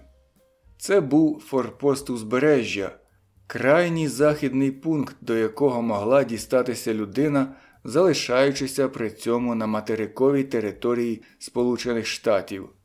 Прекрасна місцина для колишнього в'язня, що хоче сховати кілька чужих перлів завбільшки з молоду картоплю. Звичайно, за умови, якщо в нього нема ворогів. Я зупинив машину перед котеджем, на подвір'ї якого висіла вивіска «Сніданки, обіди, вечері». Маленький чоловічок з кролячою мордочкою у ластовинні замахувався граблями на 2 чорних курей, що, здавалося, дражнили його. Двигун машини чмихнув востаннє, і цей звук змусив чоловіка обернутися. Я виліз з машини, пройшов крізь хвіртку у воротах і показав на вивіску. «Сніданок готовий?» Чоловік пожбурив граблями в курей, витер об штани руки і скоса зиркнув на мене. «Цим завідує дружина», – повідомив він тоненьким злим голоском. «Яєшня з шинкою, ото й усе». «Яєшня з шинкою мене влаштовує», – погодився я. Ми ввійшли в будинок. 3 столи, накриті квітчастими клейонками, кілька літографій на стіні, у плясці на каміні корабель з повною оснасткою. Я сів. Господар вийшов у двостулкові двері, і незабаром з кухні долинуло шипіння. Потім він вернувся, перехилився через моє плече й поставив на клейонку якийсь посуд і поклав паперову серветку. «А як щодо кальвадосу? Ще рано?» – прошепотів господар. Я відповів, що він дуже помиляється. Чоловік знову вийшов і вернувся зі склянками та квартою прозорої бурштинової рідини. Потім сів зі мною за стіл і наповнив склянки. Густий баритон на кухні під шипіння сковороди заспівав Хлою. Ми цокнулися, випили й почекали, поки всередині в нас розтеклося тепло. «Здалеку?» – поцікавився чоловічок. Я відповів ствердно. «Мабуть, із Сієтла? На вас гарний костюм». «Із Сієтла», погодився я. До нас рідко хто приїздить, сказав він, поглянувши на моє ліве вухо. Та й навіщо сюди їхати? Адже ця дорога нікуди не веде. От раніше, коли ще діяв сухий закон. Він замовк і перевів свій гострий, як у орла, погляд на друге моє вухо. О, коли діяв сухий закон. Я зробив широкий жест і з виглядом знавця випив. Господар нахилився і дихнув мені на підборіддя. Чорт забирай, тоді можна було завантажитися в будь-якій рибній крамниці на причалі. Віскі привозили під уловом крабів та вустриць. У Вестпорті було повно контрабанди. Дітлахам давали бавитися коробками від шотландського. Жодна машина в місті не ночувала в гаражі. Всі гаражі були під самий дах заставлені канадським розливом. Берегова охорона раз на тиждень спостерігала з катера, як біля причалів розвантажувалися човни. У п'ятницю. Завжди в той самий день. Він підморгнув. Я димів сигаретою, з кухні знову долинав баритон, що співав Хлою. Сковорода шкварчала. «Чорт забирай, але ж вас спиртне навряд чи цікавить», – промовив він. «Ні, чорт забирай, я скуповую золотих рибок». «А-а-а», – похмуро відповів він. Я налив собі і йому ще кальвадосу. За пляшку плачу я, і ще 2 прихоплю з собою. Він просяяв. «То як вас, кажете, звуть?» «Кармаді. Гадаєте, я жартував про золоті рибки? Ані трохи». «Чорт, та ж з такої дрібниці, як рибки, не проживеш, хіба ні?» Я показав йому на свій рукав і промовив. «Ви ж самі сказали, що в мене гарний костюм. Якщо рибки цікаві, то на них можна заробити. Нові види, нові різновиди з'являються весь час. Я дізнався, що у вас тут один старий тримає цілу колекцію. Може, він її продасть. Деякі види він вивів нібито сам». Я налив у склянки ще кальвадосу. Дебела жінка з вусами ударом ноги розчинила двері й крикнула. «Забери яєшню з шинкою!» Господар вибіг на кухню й приніс сніданок. Я почав їсти. Він уважно стежив за мною. Згодом ляснув себе під столом по худій нозі, усміхнувся і сказав: «Старий Уоллес! Ну, звісно, вам треба навідати старого Волеса. Чорт, ми ж не дуже з ним знайомі. Він поводиться якось не по-сусідськи». Чоловічок повернувся на стільці і показав крізь тонкі завіски на пагорб удалині. На вершині того пагорба сяяв у променях сонця жовто-білий будинок. «Чорт, он там він живе. У нього їх сила селенна. Золоті рибки, еге? Чорт, ну й здивували ж ви мене!» Тепер цей чоловічок мене вже не цікавив. Я проковтнув сніданок, розрахувався за нього та за 3 кварти кальвадосу по $1 кожна і рушив до спортивного автомобіля. Поспішати, схоже, не було потреби. Раш-Медер прийде до тями і, мабуть, звільнить дівчину. Та вони нічого не знають про Вестпорт. Захід при них не згадував про це містечко. Ті двоє про нього не знали, коли з'явилися в Олімпії, а то відразу подалися б сюди. А якби вони підслуховували під моїми дверима в готелі, то знали б, що я був не сам. Вони б тоді поводилися не так, коли увірвалися в номер. Часу я мав досить. Отож проїхав до причалу й оглянув його. Там були рибні крамниці, шинки, крихітний бордель для рибалок, більярдна, зала з гральними автоматами і живими картинками в лапках. Нижче, біля води, у величезних дерев'яних баках кишіла риба на приманку. Вешталося там і чимало волоцюг, і якби комусь спало на думку їх зачепити, то йому це, вочевидь, так не минулося би. Не побачив я тільки охоронців порядку. Потім я знову поїхав на пагорб, цього разу до жовто-білого будинку. Він стояв окремо, за 4 квартали від найближчого житла. Перед будинком квіти, підстрижений зелений газон, сад, прикрашений декоративним камінням. Жінка в коричнево-білій сатиновій сукні оббризкувала шкідників. Я зачекав, поки моя купа металобрухту вгамується, тоді вийшов і скинув капелюха. «Містер Волес живе тут?» Жінка мала приємне обличчя, спокійний твердий погляд. Вона кивнула головою.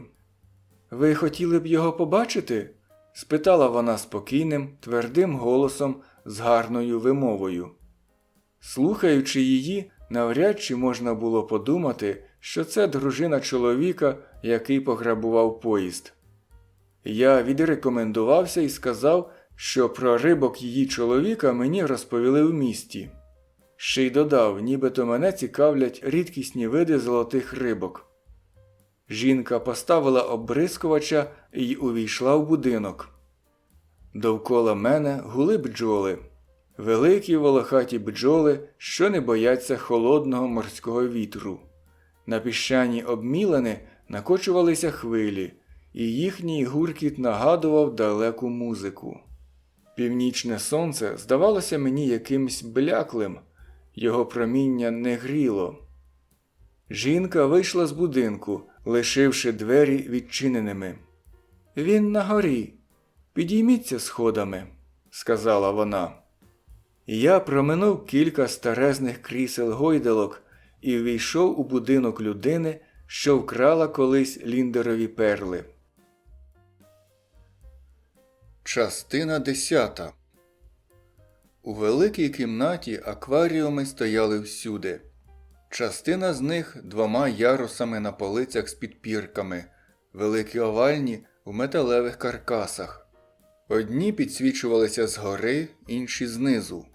Водорослі безладними гірляндами погойдувалися за брудним склом, а вода мала якийсь примарний зеленкуватий колір. У ній плавали рибки усіх барв веселки.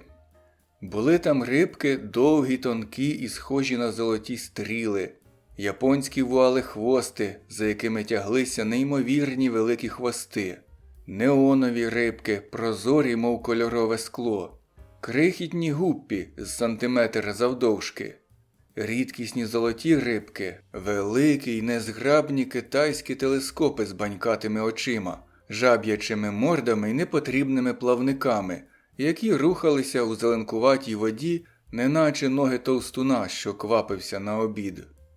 Найбільше світла падало з великого вікна у стелі. Під цим вікном, біля голого дерев'яного столу, стояв високий змарнілий чоловік. У лівій руці він тримав червону рибку, що тріпотіла, а правою стискав лезо безпечної бритви, обмотане з одного боку лейкопластирем.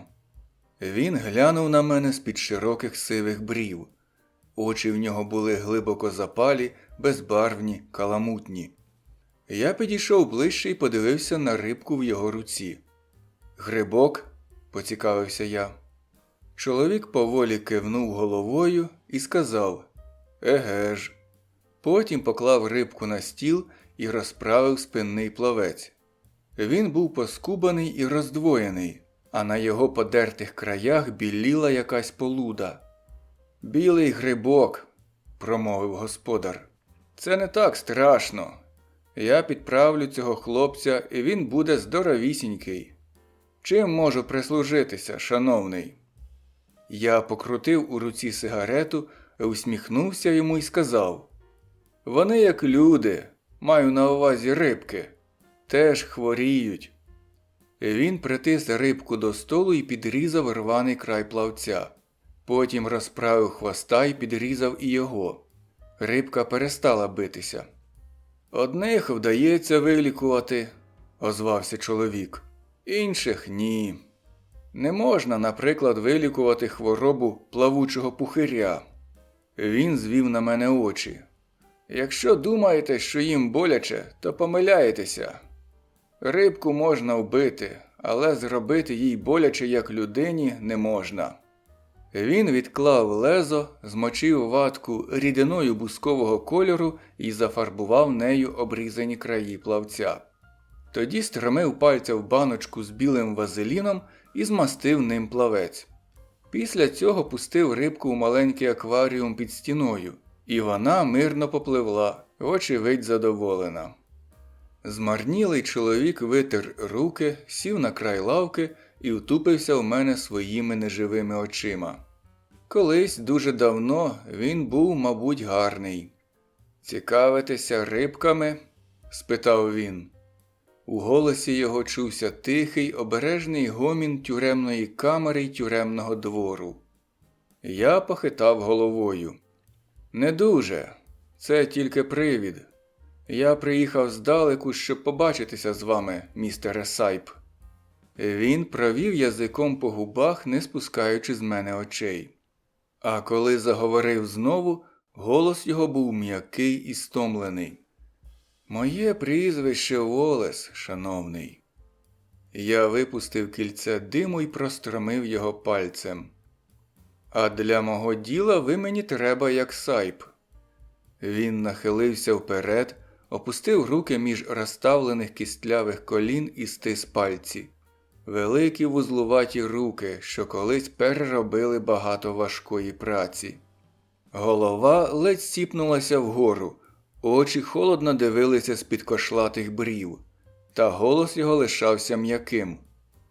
«Давно до мене не потикалися лягаві, принаймні з балачками. Чого припхався?» «А вгадай», – мовив я. Його голос став іще м'якшим. «Послухай, лягавий, я тут живу тихо, спокійно. Мене більше ніхто не чіпає. Я дістав амністію просто з Білого дому. Бавлюся собі золотими рибками, а людина проймається почуттям до тих, кого глядить. Я нікому у світі нічого не винен. Я своє заплатив. У моєї дружини вистачить грошви для нас обох. Усе, чого хочу, це щоб мені дали спокій, лягавий». Він замовк, похитав головою і додав. «Мене більше не обдуриш. Годі». Я нічого не відповів, лише легенько усміхнувся і спостерігав його далі. «Тепер до мене нікому немає діла», – провадив господар далі. «Я дістав амністію від самого президента. Хочу тільки одного, щоб мені дали спокій». Я похитав головою, все ще усміхаючися. «Це єдине, чого не дочекаєшся, поки сам усе не віддаси». «Послухай», – м'яко промовив він, – «ти, мабуть, новенький у цьому ділі. Тобі ще все здається цікавим. Хочеш зробити собі ім'я. Але на мені це висить уже 20 років, і до мене приходило багато всяких людей. Декотрі з них були навіть дуже розумні. І вони збагнули, у мене нема нічого, крім того, що належить мені. Та ніколи й не було. Все дісталося комусь іншому». «Поштовому службовцеві», – кинув я. «Ну, звісно». «Послухай», – так само м'яко вів Сайп. «Я своє відсидів. Знаю всі ходи-виходи. Знаю, що ви так просто не вгамуєтеся. У всякому разі доти, доки ще жива людина, яка може щось пригадати. Знаю, час від часу до мене присилатимуть якогось гада, щоб він знов усе це копав. Ну й добре, не ображаюся. Ну, а тепер що мені зробити, щоб випровадити тебе додому?» Я похитав головою і подивився повз нього на рибок, що байдуже плавали в своїх великих затишних акваріумах. Я відчув утому. Ця тиша викликала в моєму мозку привиди давно минулих днів. Поїзд, що гуркоче крізь пітьму, засідка в поштовому вагоні, спалах пострілу, мертвий поштовий службовець на підлозі. Тихе дзюрчання води з бака і людина, якій пощастило 19 років берегти таємницю. Майже пощастило. «Ти зробив одну помилку», – неквапно почав я. «Пам'ятаєш хлопця на ім'я Чистильник Мардо?» Він підвів голову. Я бачив, як він намагається щось пригадати. Але це ім'я йому, здається, нічого не казало. «Ти знав того хлопця у Лівенворті», – промовив я. Коротун сидів за те, що розрізав 20-доларові банкноти і наклеював на них фальшивий малюнок. «Угу», – озвався Сайп. «Пам'ятаю. Ти розповів йому, що перли в тебе», – сказав я. Але Сайп, як видно, не вірив мені. Мабуть, я пожартував з ним. Поволі, якось спустошено промовив він. «Можливо, але слухай далі. Саме він так не думав. Нещодавно він побував у цих краях з приятелем на ім'я Захід. Вони тебе десь уздріли, і чистильник тебе впізнав. І почав ворушити мізками. Як би це, мовляв, трішки заробити. Але хлопець не міг і дня прожити без кокаїну. Ще й варнякав у вісні. От одна дівчина й довідалася про камінчики. А потім іще одна, й один адвокатик. Чистильникові підсмажили п'яти, і тепер він мертвий. Сайп витріщився на мене широко розплющеними очима. Зморшки в кутиках його рота поглибшали. Я помахав сигаретою і повів далі. Ми не знаємо, що він там вибовкав. Але адвокатик з дівкою тепер в Олімпії. Захід теж в Олімпії. Але він уже мертвий. Вони його порішили. Хто зна, знають вони, де ти чи ні. Але кінець кінцем довідаються. Вони або ще хтось такий, як вони. Можеш висотати жили з поліції, якщо вона не здатна знайти перли, але не намагатимешся продати їх. Можеш висотати жили із страхової компанії і навіть з поштових службовців. Жоден м'яз не ворухнувся на обличчі Сайпа. Не ворухнулися великі вузлуваті пальці, переплетені між колінами. Тільки його мертві очі невідривно дивилися на мене. «Та ж шахраїв тобі жили не висотати», – провадив я. «Ці не відчепляться. Завжди знайдеться двоє-троє, які матимуть і час, і гроші, і злість, щоб тиснути на тебе знов і знов. Вони вже якось зуміють довідатися про те, що їм треба. Викрадуть твою дружину, чи вивезуть тебе до лісу і там побалакають з тобою. І тобі доведеться пройти крізь таке. А в мене є пристойна, чесна пропозиція». «А ти з чиєї ватаги?» – несподівано запитав Сайп. «Спершу мені здалося, ніби від тебе смердить лягавим, а тепер уже й не знаю». «Страхова компанія», – відказав я. «Пояснюю суть угоди. Уся винагорода – 25 тисяч. 5 косих жінці, що дала мені інформацію. Вона розповіла все чесно і заслужила свою пайку. 10 косих мені. Я зробив усю роботу і нема такого револьвера, під який я б не підставляв свою голову. 10 косих тобі. Через мене. Напрямки ти й 5 центів не вхопиш. Ну, то як тобі моя пропозиція?» «На перший погляд непогана», – м'яко промовив він. «Крім однієї деталі. Немає в мене ніяких перлів, лягавий». Я насупився. Більше я не мав нічого йому запропонувати. Інших козирів у мене не було. Я відштовхнувся від стіни, кинув на дерев'яну підлогу недопалок і розтоптав його. А тоді повернувся, щоб піти.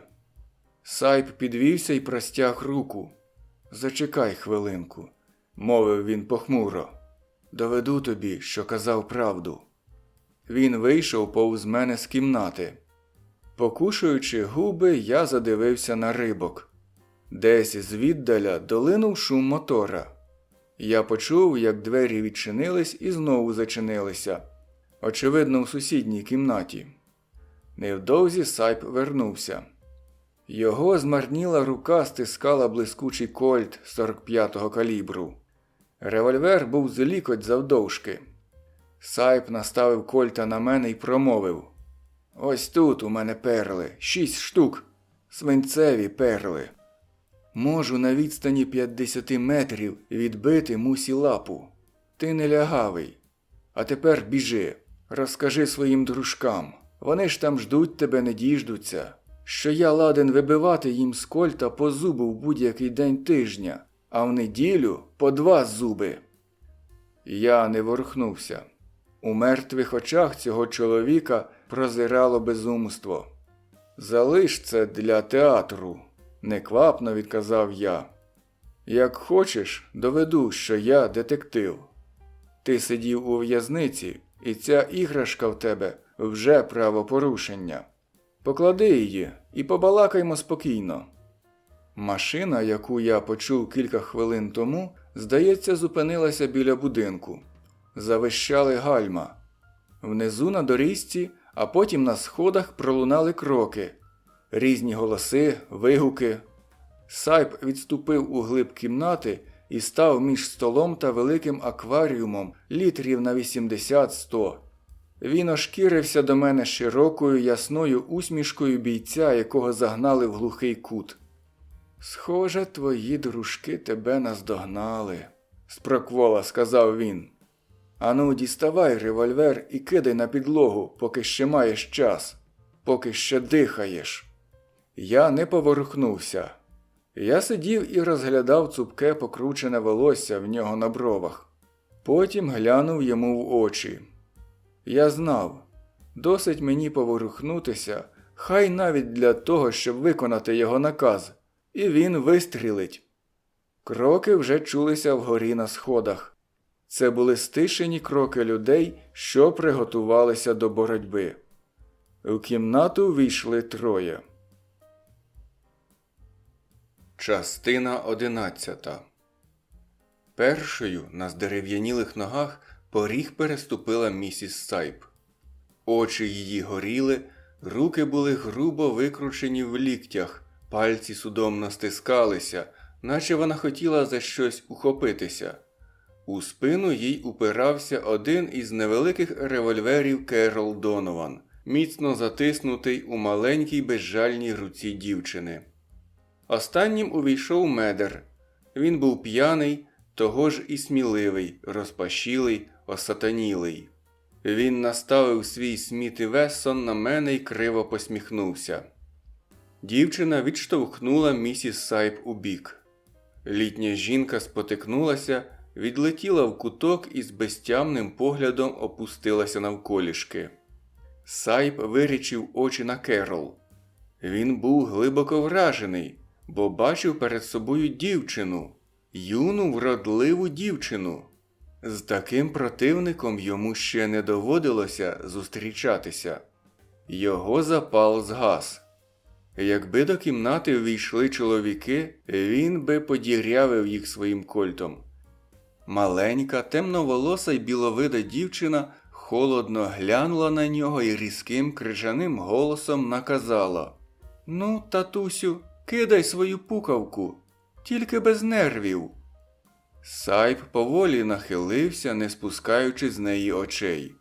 Тоді поклав свій величезний, як у піонерів Дикого Заходу, кольт на підлогу. «А тепер відкинь його ногою, татусю». Сайп відкинув кольт, і той відлетів аж на середину кімнати. «Отак воно краще, старенький. Раше, наглянь його, поки заберу іграшку в лягавого». 2 револьвери повернулися у мій бік, і важкий погляд її сірих очей зупинився на мені. Медер ступив кілька кроків до Сайпа і націлив йому в груди свій Сміт і Вессон. Дівчина усміхнулася, та приємною її усмішку я б не назвав. «То ось виходить, який ти розумний, еге? Весь час висовуєшся, так? Але ти дав маху, фараоне.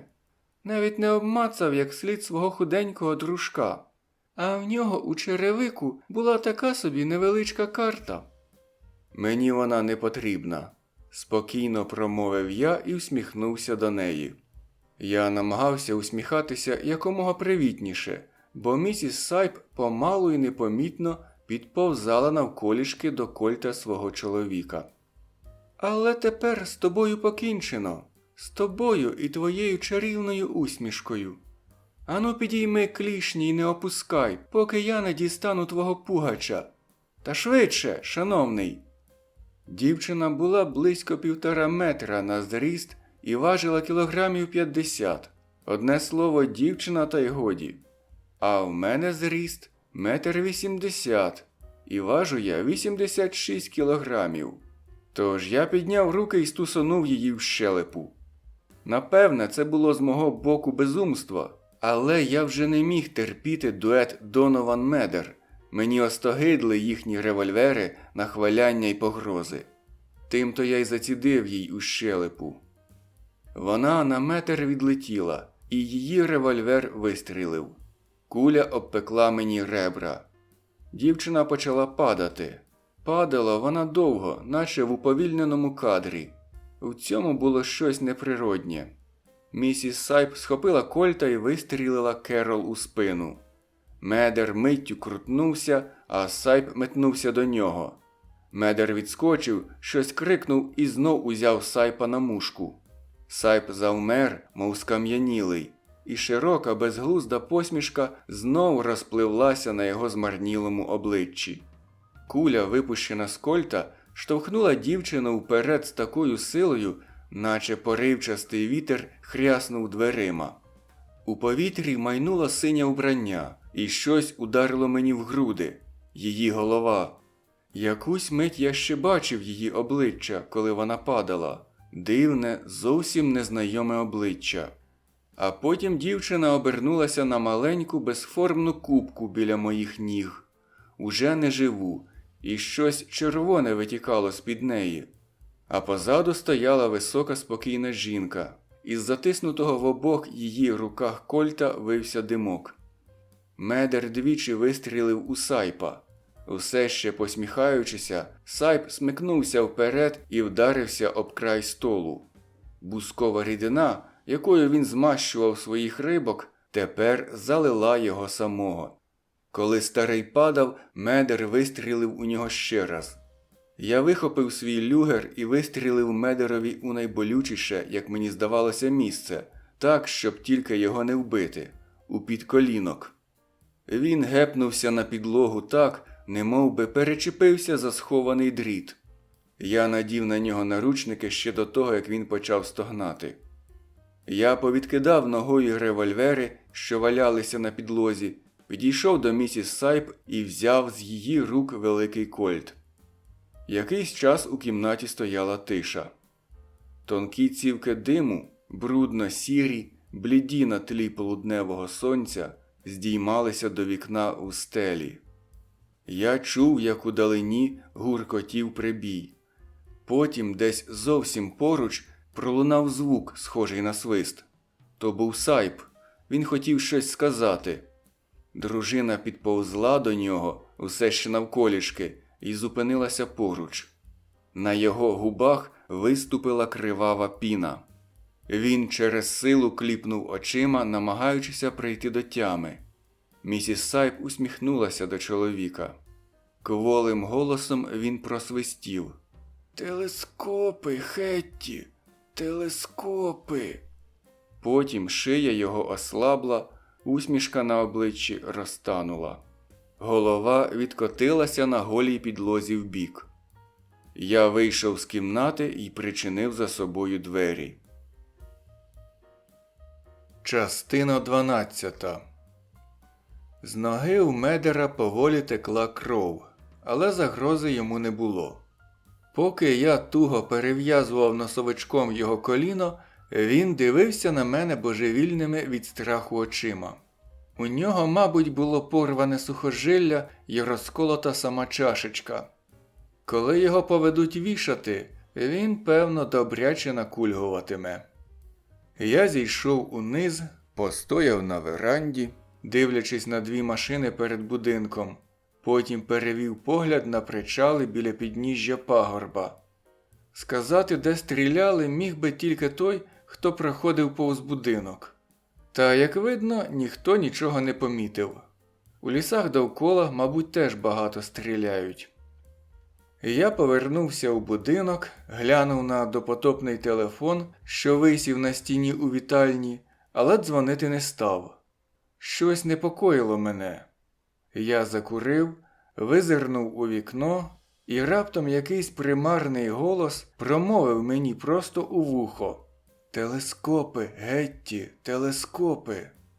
Я знову піднявся нагору до кімнати з акваріумами. Медер уже стогнав, протяжно, з хрипом.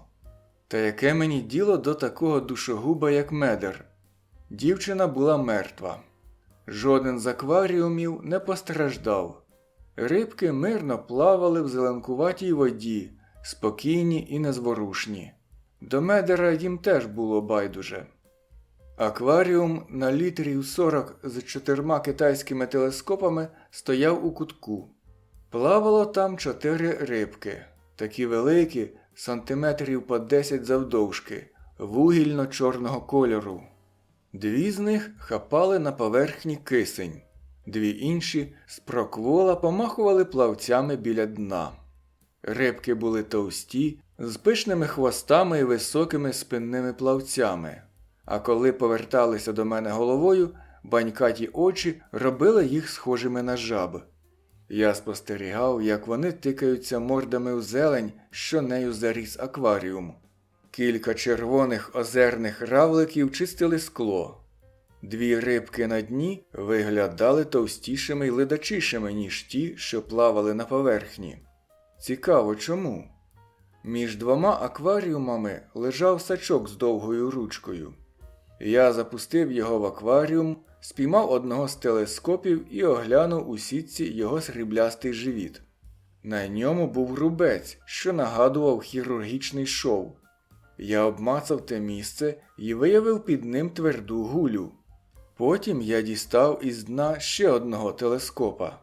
Такий самий шов, така сама тверда кругла гуля. Тоді я виловив одну з рибок, що хапали повітря на поверхні.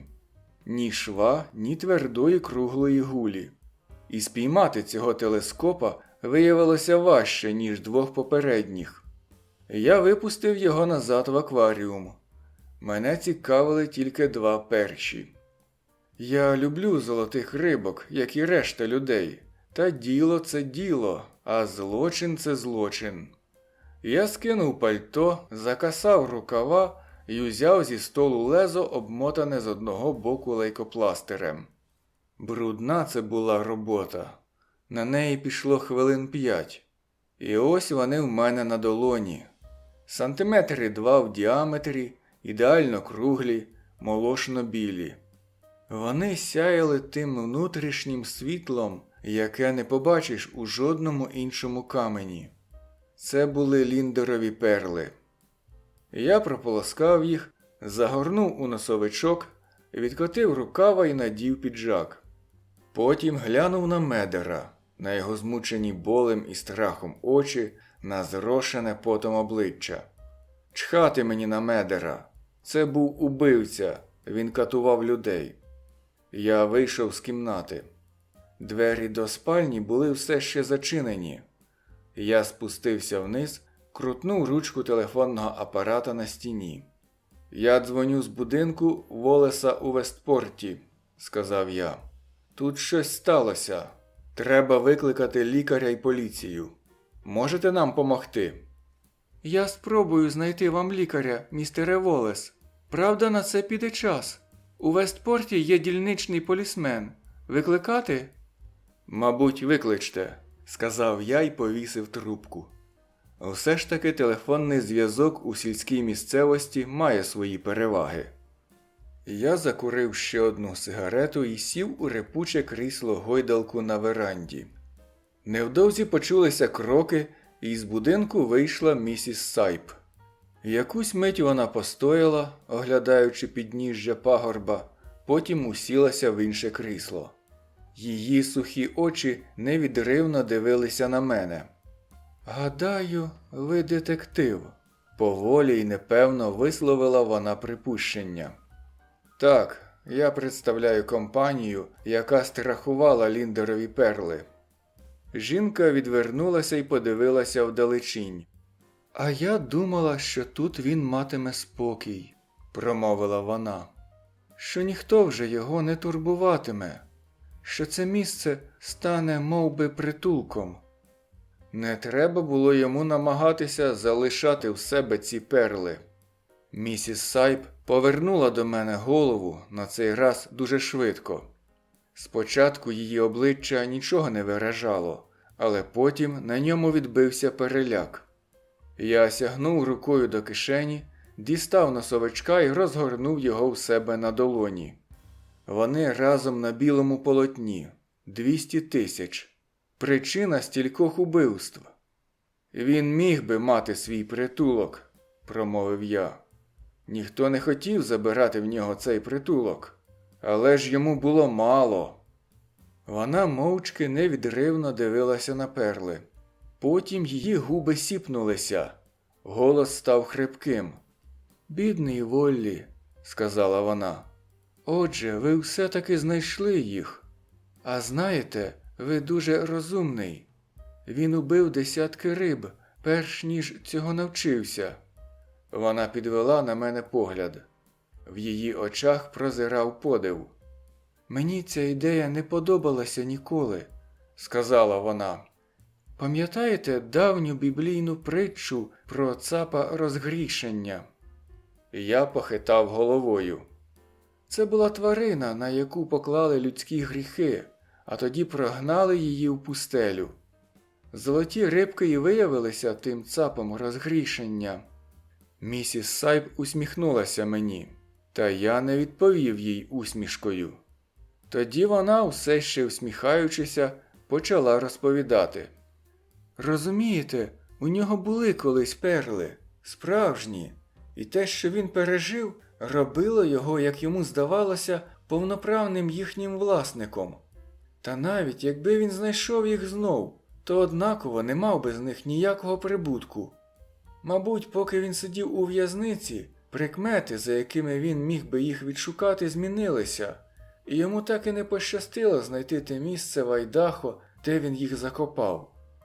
Здавалося, чийсь крижаний палець водив по моїй спині вгору вниз. Я роззявив рота і почув ніби чужий голос. «Що?» Місіс Сайп простягнула руку і торкнулася пальцем однієї з перлин. Я все ще тримав їх на долоні, так наче це була поличка, прибита до стіни. «І тоді він дістав собі оці», – провадила вона. «У Сієтлі. Вони порожні, наповнені білим воском. Я забула, як називається цей спосіб. Вони мають дуже гарний вигляд. Щоправда, я ніколи не бачила справжніх перлин». «Навіщо вони були йому потрібні?» – хрипко запитав я. «Невже не розумієте? Адже це був його гріх. Він хотів сховати його в пустелі, у цій пустелі. Він поховав їх у рибках. І знаєте...» Вона знову нахилилася до мене, й очі її засяяли. Потім дуже повільно і дуже серйозно додала. «Іноді мені здається, що зрештою, може торік чи й раніше, він і справді повірив, ніби ховає справжні перли. Це вам про щось каже?» Я опустив очі на свої перли. Моя рука поволі стисла носовичок. «Місіс Сайп, я проста людина», – промовив я. «Боюся, що зрозуміти ідею з цапом розгрішення мені буде трохи важко. Гадаю, він просто силкувався сам себе обманути, як усяка людина, що багато в житті програла». Жінка знов усміхнулася. Коли вона усміхалася, то здавалася гарною. Потім якось невимушено знизала плечима. «Звичайно, у вас складається таке враження. А от я...» Вона розвела руками. «А втім, яке це має тепер значення? Можна мені зберегти їх на пам'ять? Зберегти на пам'ять? Ну, оці липові перли. Адже ви... Я підвівся.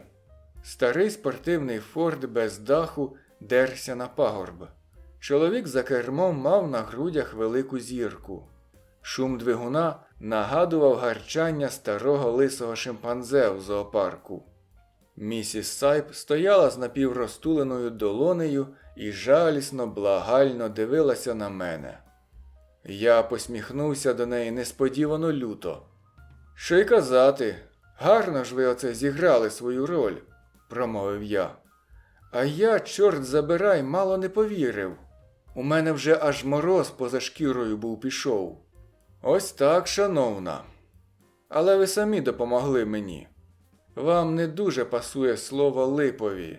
І кольтом володієте вправно, і жалю не знаєте. Та й останні слова Сайпа були аж надто дивні. Телескопи, Гетті, телескопи. Він би не тривожився, якби камені були фальшиві. Та й не такий він дурний, щоб стільки морочити собі голову». Якусь мить обличчя її нічого не виражало. Але недовго. В її погляді промайнуло щось жахливе. Вона витягла губи і плюнула в мене. А тоді кинулася до будинку і грюкнула за собою дверима. Я сховав свої майбутні 25 тисяч до кишені жилета.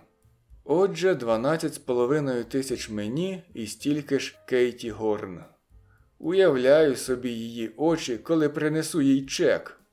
Вона покладе його в банк і чекатиме, коли її Джонні випустять під заставу з квентінської в'язниці. Спортивний форд зупинився за 2 іншими машинами.